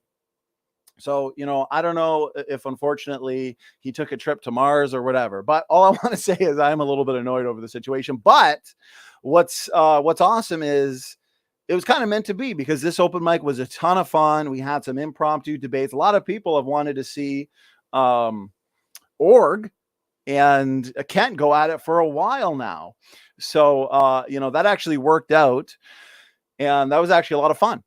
So, Marc Segal, if he wants to try again, and he's always in the live chat, so I have no doubt that he definitely knew that the debate was going on today. So I don't know what happened. Maybe he got cold feet, got a little bit nervous, because he's always talking a big game in the live chat, and the day of the big debate, got a little nervous. That's okay, Marc. We'll give you another chance, mainly because tonight turned out to be pretty epic, since we got some really fun engagement. So, you know what? We may give you another chance, because he is also scheduled with Professor David McQueen. This was a first, though. This was a first, especially given how I schedule the debates far, far, far in advance. So anyways, we got a couple of epic debates coming up. We've got Will Kinney and CJ Cox in, I believe, 2 or 3 days. So, now that the summer of all debates is over, and we've had a ton of debates over the summer, we had about 5 a week. I've got a ton of requests. I'm scheduling a ton of debates, but I'm spacing them out a little bit. We had a lot of debate marathons in the summer, and I was pretty much occupied with just hosting debates, interviews, lectures, so on and so forth the entire summer. So now I'm spacing them out a little bit. I'm starting to book for November, December as well on all sorts of topics. And behind the scenes, I am finishing up a book that I've been working on roughly 8 hours a day on end times theology. The title is End Times Revealed, the Dawn of the Antichrist. So I am pumped. That is coming along very smoothly. I am hoping for a November release date. It is going to be comprehensive, and it is going to refute all of the false eschatological positions, including preterism. So there's going to be a lot of information in this book on preterism. So that's what I am doing behind the scenes as we spread out these shows a little bit more than, of course, we did in the summertime. I've got a debate coming up with J.D. Morin. He's a good guy, very knowledgeable on this topic. He specifically put out a video challenging me on this topic, and I thought, of course, let's do it. I could never turn down a challenge. So this is coming up, I think, in 6 days, pre-trib versus post-trib. James Booth, brother, appreciate that. The special creation, updated and expanded. There's 2 editions, creation, or the full color, but also the black and white version. So you can get either. The full color has a green variant, which looks really, really awesome. So if you want to pick that one up, please do so. Talking Trees, appreciate you being here, asking your questions. Brother, that was awesome. New member, thank you so much. If you guys want to see us keep going full-time, putting out full-time content, including books, articles, more conferences, Life is a Miracle. Yes, I actually have that book upstairs. So I'm looking forward to digging into that one. I was actually going to showcase it today, but the the 30 minutes leading up to the debate was kind of hectic, trying to get Marc to join the debate that he agreed to, so I forgot to. But yeah, I'm looking forward to digging into that one. Definitely a controversial book. Definitely a book that one could say is going to create a lot of tears from atheists and the woke crowd. So anyways, more debates coming up in terms of soteriology, Catholicism versus Catholic versus Protestant, Steve Christie versus Robert Sungenis. This one's been scheduled now for 3 or 4 months. This is a huge one. So I am really, really, really pumped. Org, I just saw you, my good man. You asked a question, and the answer is yes. So if you're still in the chat, my answer is yes. You can definitely do that. Anytime a debater is here, or even just during an open mic, you are free to clip out your portion for the channel, of course. So we've also got debates coming up on lordship versus free grace, soteriology related debates. So guys, if you're not yet subscribed, but you love debates, lectures, you love conferences, we just got done a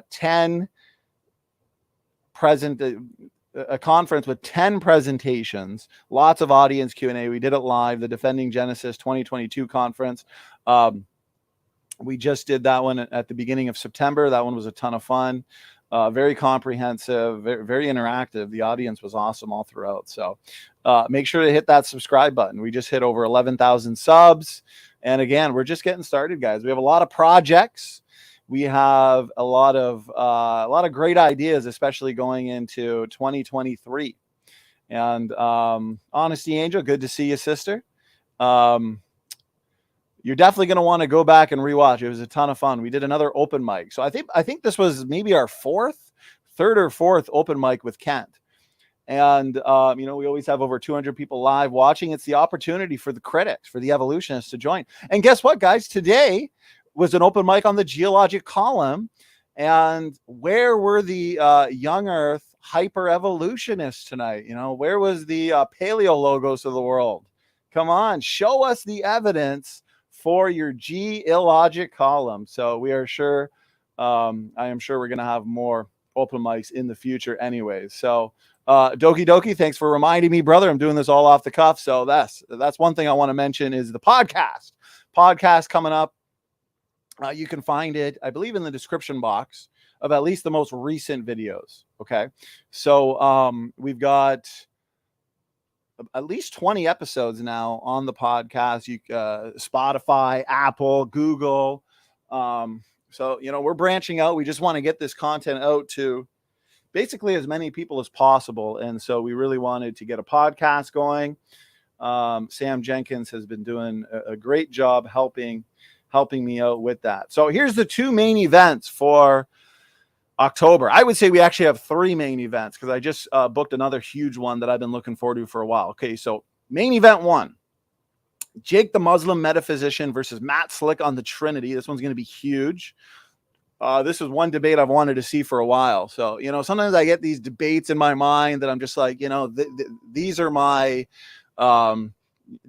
dream debates, I guess you could say. And we've had several of those. For example, this has been a dream debate. Bam, we're going to do it. Dr. Shabir Ali and Matt Slick, we hosted that about a year ago. That was a big debate I've always wanted to see. Bob Wilkin and Robert Sungenis, that's been a dream debate of mine for years and years. We made that happen a few months ago. That one definitely did not disappoint. And basically any evolution debate to me is a dream debate. So I'm having too much fun with this evolution debate challenge series. If you're an evolutionist and you want to take the challenge, then please reach out to me. And if you're on the list, if somebody has the link, make sure to post it in the comment section. To get off the list, take the challenge. We'll fit you in, and your name will be removed right away. So this one's coming up. Main event: is there reasonable evidence for biological evolution? Chapter 3, Marc Reed and Dr. Dino. Marc Reed would be one of the better atheist / evolutionist debaters out there. He's definitely a heavyweight in the evolutionist camp. And so he's taking on Dr. Dino, and this one is going to be epic. The other one we just booked as well was Kelly Powers and Turretin Fan. 2 very, very, very seasoned debaters. That one's coming up in October as well. So we've actually got several main events in October. And last thing that I want to mention before I just go over actually a couple slides here. And then I think I'm going to wrap it up for the evening. This was a ton of fun. Turned out to be pretty awesome. The Endogenous Retrovirus Handbook. So this one was for the first little while after its release was the #1 new release. Glad to see, praise the Lord, so many people are benefiting from it. And actually, I want to give a shout out to my boy, Redefine Living here. So Redefine Living is the debate moderator of the year. Sam, you did a fantastic job. You stayed professional. You really won the co-mod of the year award last week in the Daria Bloodworth and Ken Hovind debate, brother. So you are getting a well-deserved raise.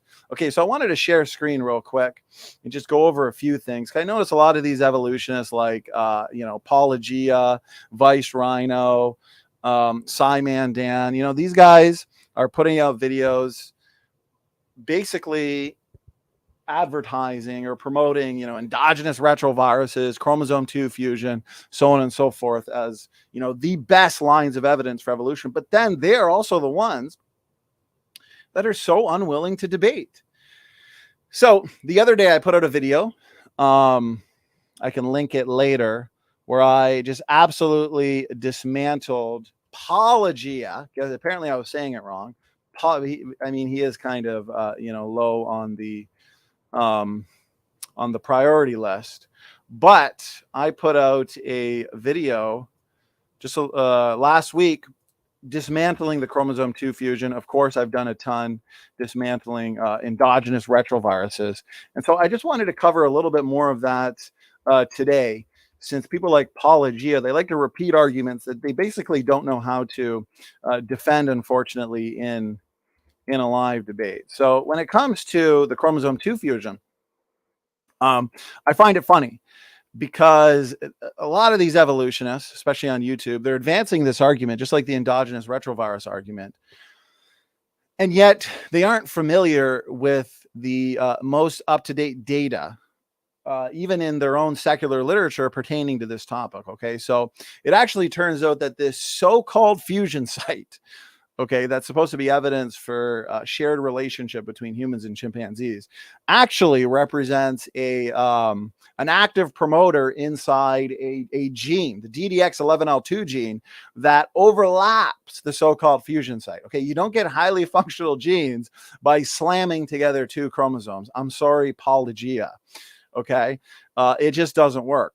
But it also turns out that site itself is highly degenerate. But those telomeric-like repeats that are present at that site, okay, they actually represent functional DNA elements that are found all throughout the human genome in all chromosomes, and they have nothing to do with a fusion. Okay, they are functional. For example, they're active, they're functional in gene expression. They don't represent the leftover remnants of telomeric sequences, right? The telomeres are basically the end caps of your chromosomes. And so if you have 2 chromosomes that fuse together, you're going to expect some leftover telomeric sequences. Well, firstly, what you find there is not nearly enough that you'd expect to find if there really was a fusion event. But again, the I'm just looking at the chat from my phone. Grayson, good to see you. We had a really good chat over on Logical Plausible Probables channel last week. Looking forward to another discussion. You might have got this notification late, but it would have been awesome to have you join and chat a little bit with Kat, hopefully next time. And hopefully you got the sources that I sent you via email. Okay. So anyways, I want to go through some of that data that basically corroborates what I'm saying here in terms of the argument. Okay. So what I've seen in terms of responses, and I've been seeing this for years. I debated Conspiracy Cats twice, going on a couple of years now. And our first debate, we debated essentially chromosome 2 fusion and ERVs the whole time. This is probably why people like Vice Rhino and Paulogia don't want to debate, because we've basically already debated their top dogs, and so those are the ones that they look to. Conspiracy Cats is one of those evolutionists I actually I respect. I think he's a good guy. We've had some great discussions. He's easygoing. He's one of the popular evolutionists that have actually been willing to engage the arguments that they advance and put forth. So, respect to that. Respect to any evolutionist who's willing to enter the octagon and get out of their echo chamber to discuss these issues. Bubblegum Gun, good to see you. Yeah, we went for an hour and a half, and we had an open mic discussion. We had some evolutionists join, and we even had Org join, who this community has for a long time wanted to. I just want to ask the audience, is my audio coming in good? But we for a long time wanted to watch Org and Kent debate. So they actually went at it for a while on geology. So that was awesome. So anyways, the argument that I typically see is, well, that site that represents an active promoter for the DDX11L2 gene. Okay. It's not active. It's basically just noise. Just basically noise is their argument. Okay. No, Grayson, I responded to your email and I sent you a PDF file with just a huge amount of sources, great multitude of sources. Check your email. Make sure you got it. I want to make sure you did get it. It was the sources for our last discussion. Okay. So basically they're saying it's just noise. Oh, really?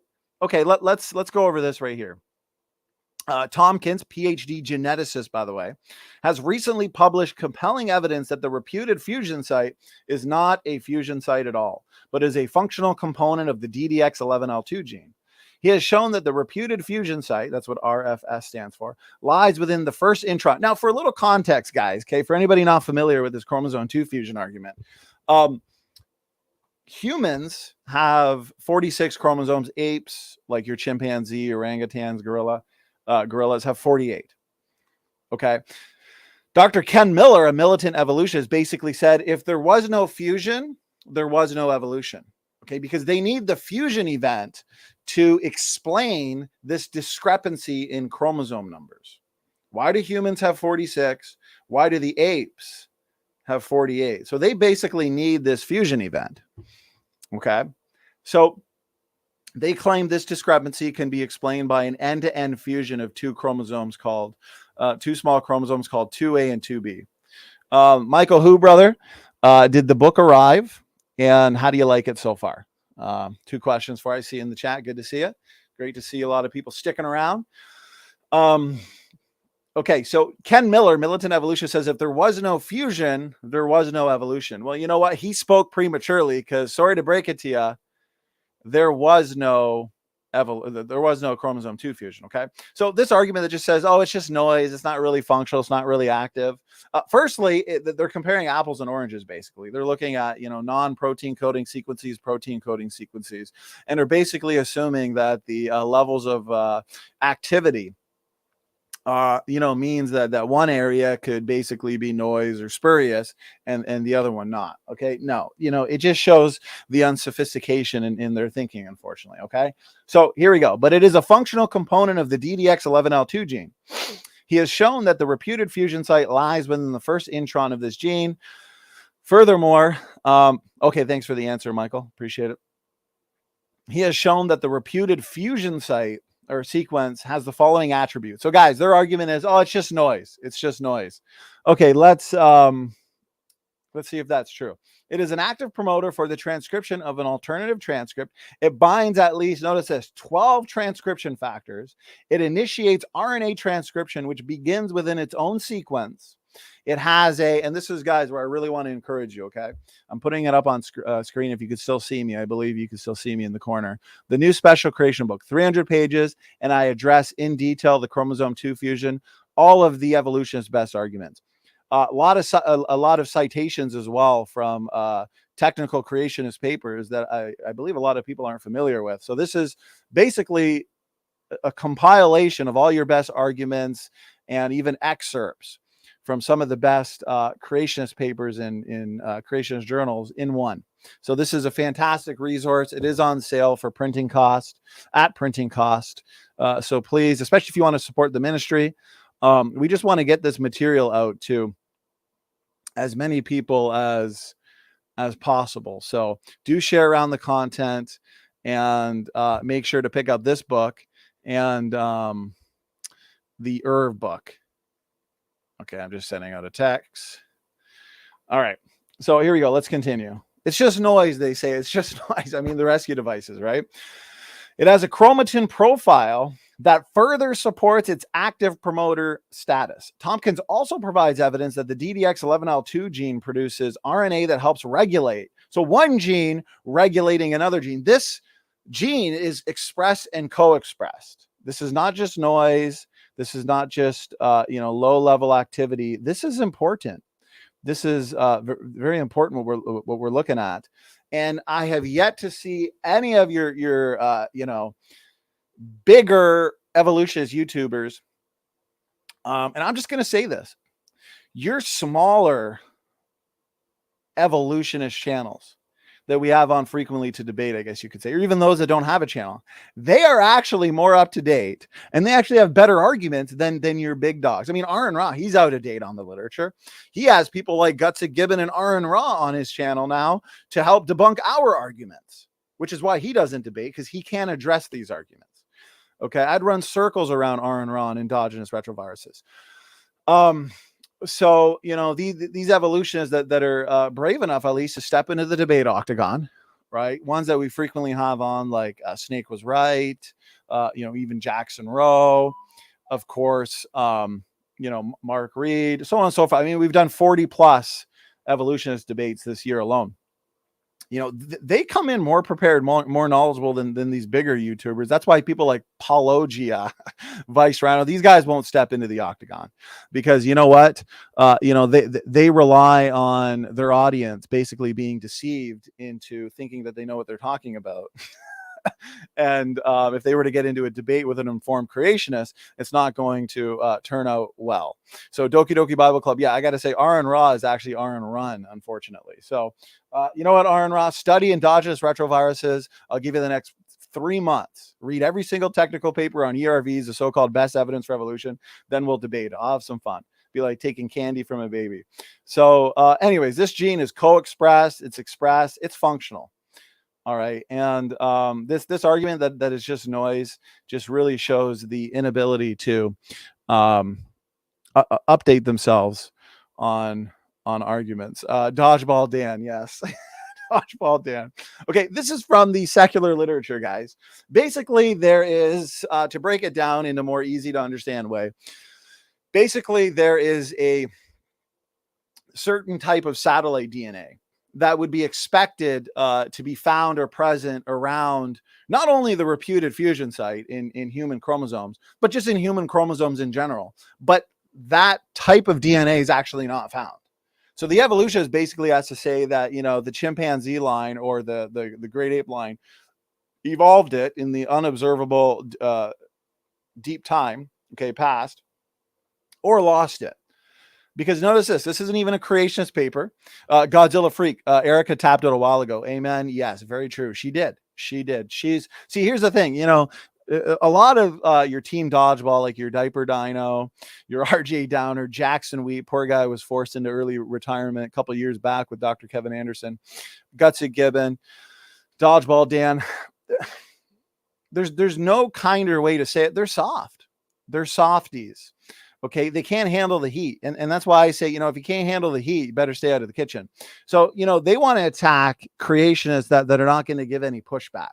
They want to basically attack creationists that aren't going to fight back, aren't going to, engage them, and creationists that are just going to suck up to them.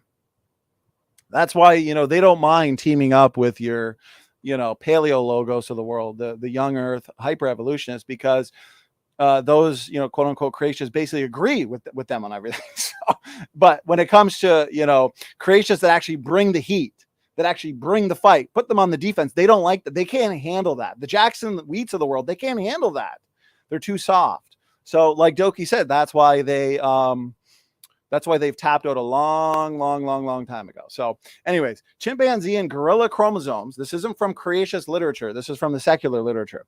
Chimpanzee and gorilla chromosomes differ from human chromosomes by the presence of large blocks of subterminal heterochromatin, thought to be comprised primarily of arrays of tandem satellite sequences.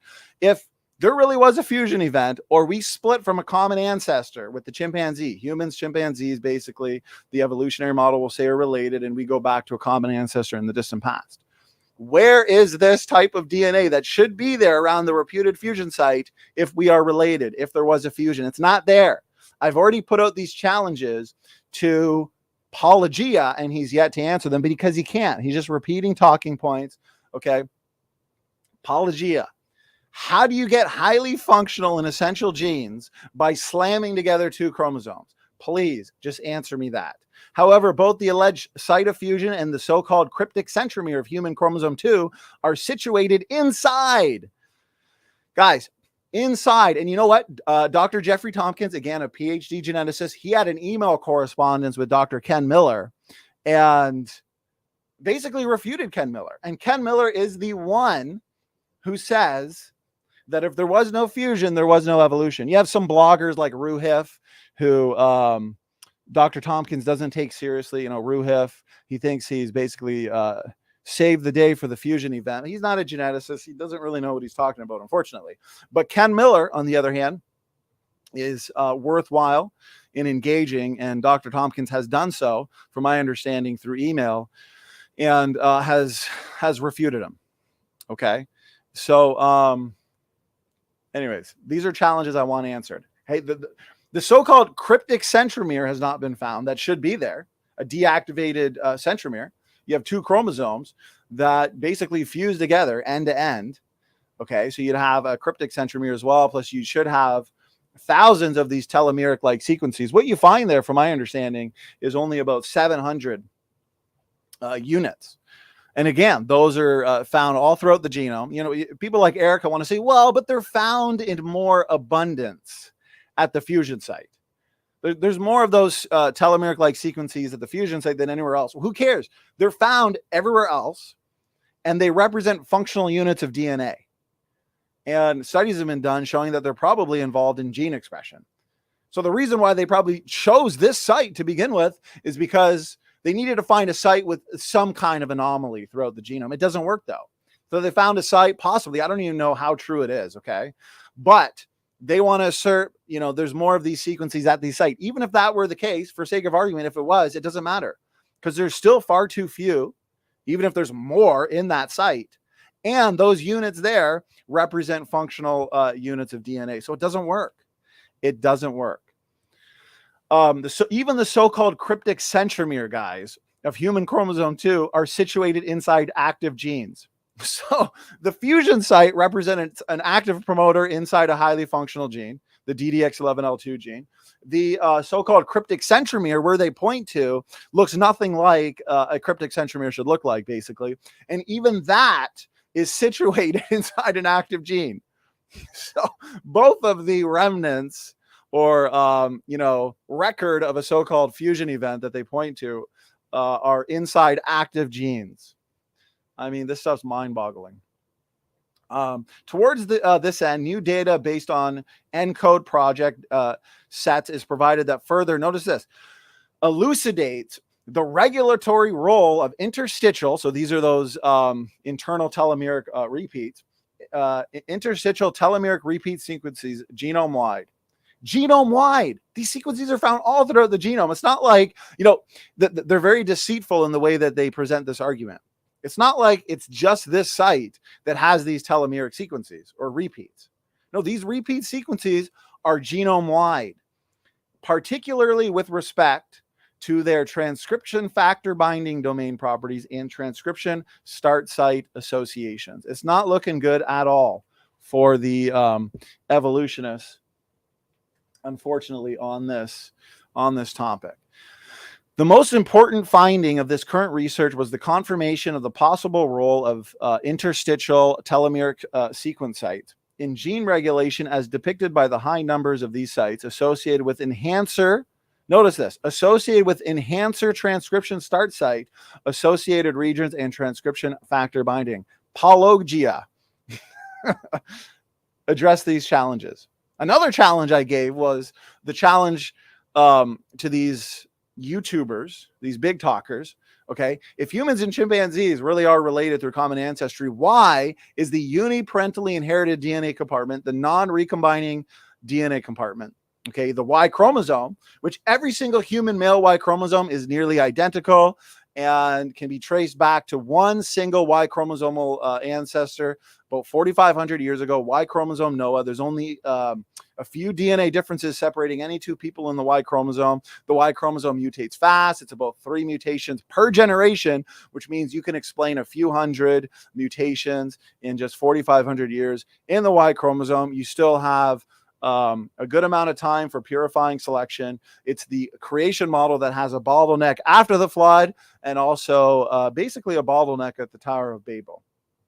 Okay, so every single human male Y chromosome nearly identical, low variation, fast mutation rate, and yet when you compare the Y chromosome to the chimpanzee Y chromosome and you consider overall architecture, gene content, and size differences, okay, because I want to point out the fact that the chimpanzee Y chromosome is only about half the size of the human Y chromosome, and the chimpanzee is supposed to be our closest cousin. Why in the world is the Y chromosome, which should be relatively more stable, it's less messy than your autosomal DNA? Okay, why is it only about 35 to 40% the same?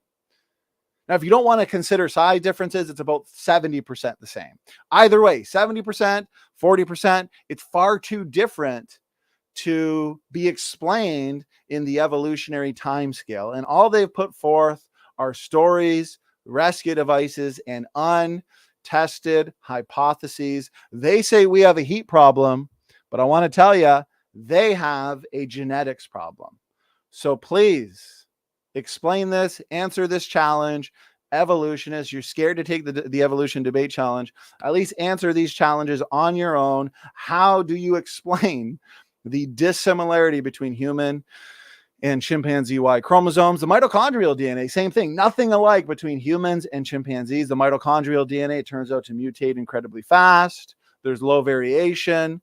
And when worldwide mitochondrial and Y chromosomal DNA diversity is manifested on phylogenetic trees, you can see a pattern that fits exactly with what a biblical creation model would anticipate or would expect. Explosive growth from a center point. When you see these phylogenetic trees, you see that it's a starburst pattern. There's only few DNA differences being reflected. You can explain variation in these DNA compartments in just a few thousand years, but you cannot explain the low variation in hundreds of thousands of years. Now, there should be far more variation, especially given the fact that the mutation rate is fast and not slow. Okay.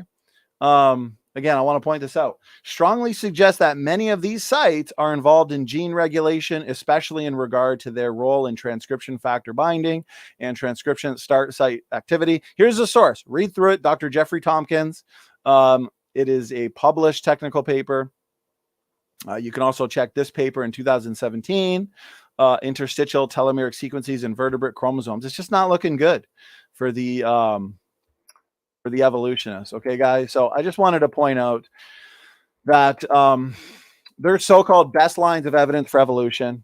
And you'll find video after video from these guys saying that the chromosome 2 fusion and endogenous retroviruses are the 2 lines of evidence for why banana plants and whales are related that creationists cannot address. And guess what? It's been addressed, and it actually turns out that both ERVs or ERVs, which you can pick up the book here, it should be linked, and chromosome 2 fusion are far better explained within a creationist model. Remember, guys, the evolutionists, by evolution, doesn't just mean, well, changes in allele frequencies in populations over time or over generations, right? Because, yeah, we would have no problem with that. Change over time, it exists. My cell phone changes over time. My way of thinking has changed over time or evolved over time. Automobiles change over time.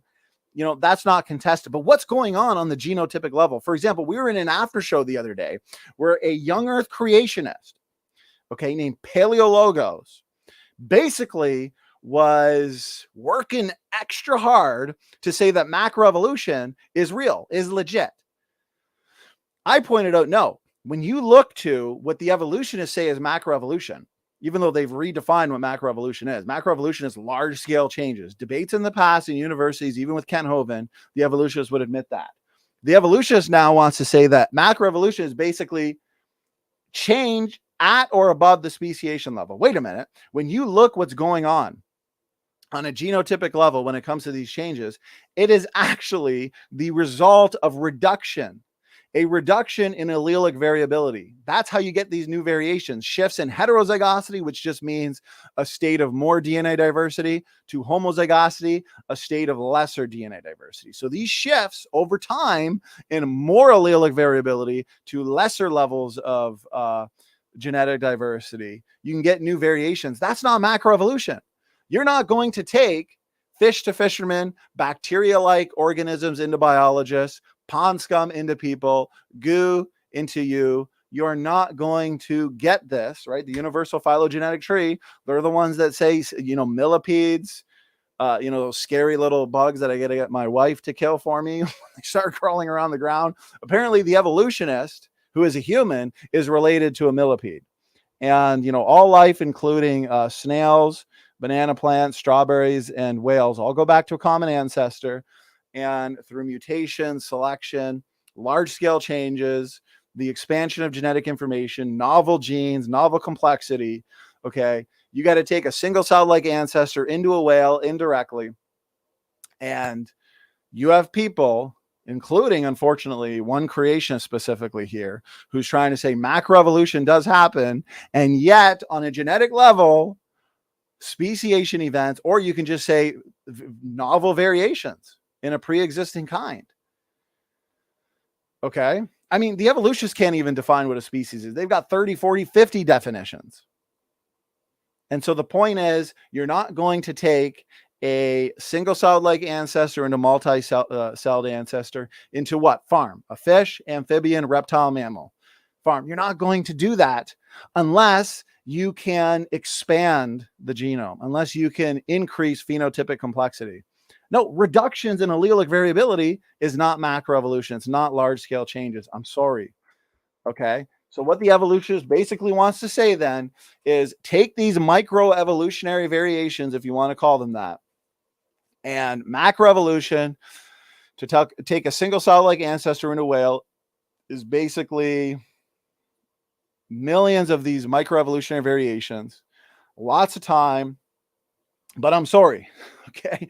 If I were to tell you that Superman flying quickly through the air was real, you'd say, no, that's silly. That's a fairy tale. But to the evolutionist thinking is if Superman could fly slowly through the air over lots of time, suddenly that's believable. That's science. No, they're both a fairy tale. Taking a single-celled-like ancestor into a whale quickly is a fairy tale. Taking a single-celled-like ancestor into a whale over lots of time is still a fairy tale. They're both fairy tales, especially because the underlying mechanism, mutations, which provide the novel source for genetic material, that natural selection, basically a stabilizing force. Natural selection keeps a species as strong as they can be. It doesn't add anything novel, doesn't add anything meaningful. It selects from what's already there. Well, the evolutionist looks to mutations as being the source for novel genetic variation for selection to act upon, to utilize for evolutionary change, advancement, basically for large-scale evolution. But it turns out that the vast majority of mutations are disease-causing, deleterious, detrimental, damaging to biological organisms. Mutation accumulation actually puts shelf lives on organisms. Therefore, if species cannot persist today for millions of years into the future, they could not have persisted for millions of years into the past. That is a fact. That is a reality that the evolutionists, including your PhD evolutionists like Dodgeball Dan Stern Cardinal, do not want to, unfortunately, acknowledge. They don't want to acknowledge reality. Okay, so time is actually not the hero of the plot for the evolutionists. Time is, as a matter of fact, the enemy. Time destroys evolution, because the more time means what? More extinction, more low impact, nearly neutral, deleterious mutation accumulation, more degeneration, more sickness basically in biological organisms. So no, I'm sorry. If I told you that Mary Poppins could fly quickly through the air with an umbrella, we'd all agree that's a fairy tale. But according to the evolutionary thinking, if I told you Mary Poppins could fly slowly through the air with her umbrella, you know, that's science. They're both fairy tales. I'm sorry, evolutionists, this is not your grandpa. Okay, evolutionists hope, dream, and imagine that mutations and natural selection can take, as we can see here, pond scum into people. It's just not possible. They can't even provide us a type of selection that can rid the genomes of living organisms of all of the effectively neutral mutations that are pouring in generation after generation after generation. So, guys, I just wanted to touch on a few things there because I just find it funny that, again, these bigger evolutionist YouTube channels are still putting forth arguments like ERVs, chromosome 2 fusion, as the so-called best lines of evidence for evolution. But I'm sorry, I'm here to tell you, it doesn't work. It doesn't work. It's been addressed, and they have yet to provide one single sophisticated rebuttal. So last reminder, guys, Special Creation, 300 pages, and it is the most up-to-date, most comprehensive book currently available on the question of ancestry. I'm here to tell you the question of ancestry has been answered, and the answer to that question is separate ancestry and not universal common ancestry. All right, guys. Hope you had fun today. We're now over 2 hours. We had an open mic. We had an epic presentation by Dr. Ken Hovind. I've had some fun here debunking, evolutionist keyboard warriors like Apologia. And we're going to wrap it up here. So if you just got here, you're just tuning in, make sure to watch the whole show. We had an open mic and we had some impromptu debates, including the much anticipated org and Dr. Dino. So with that, God bless all.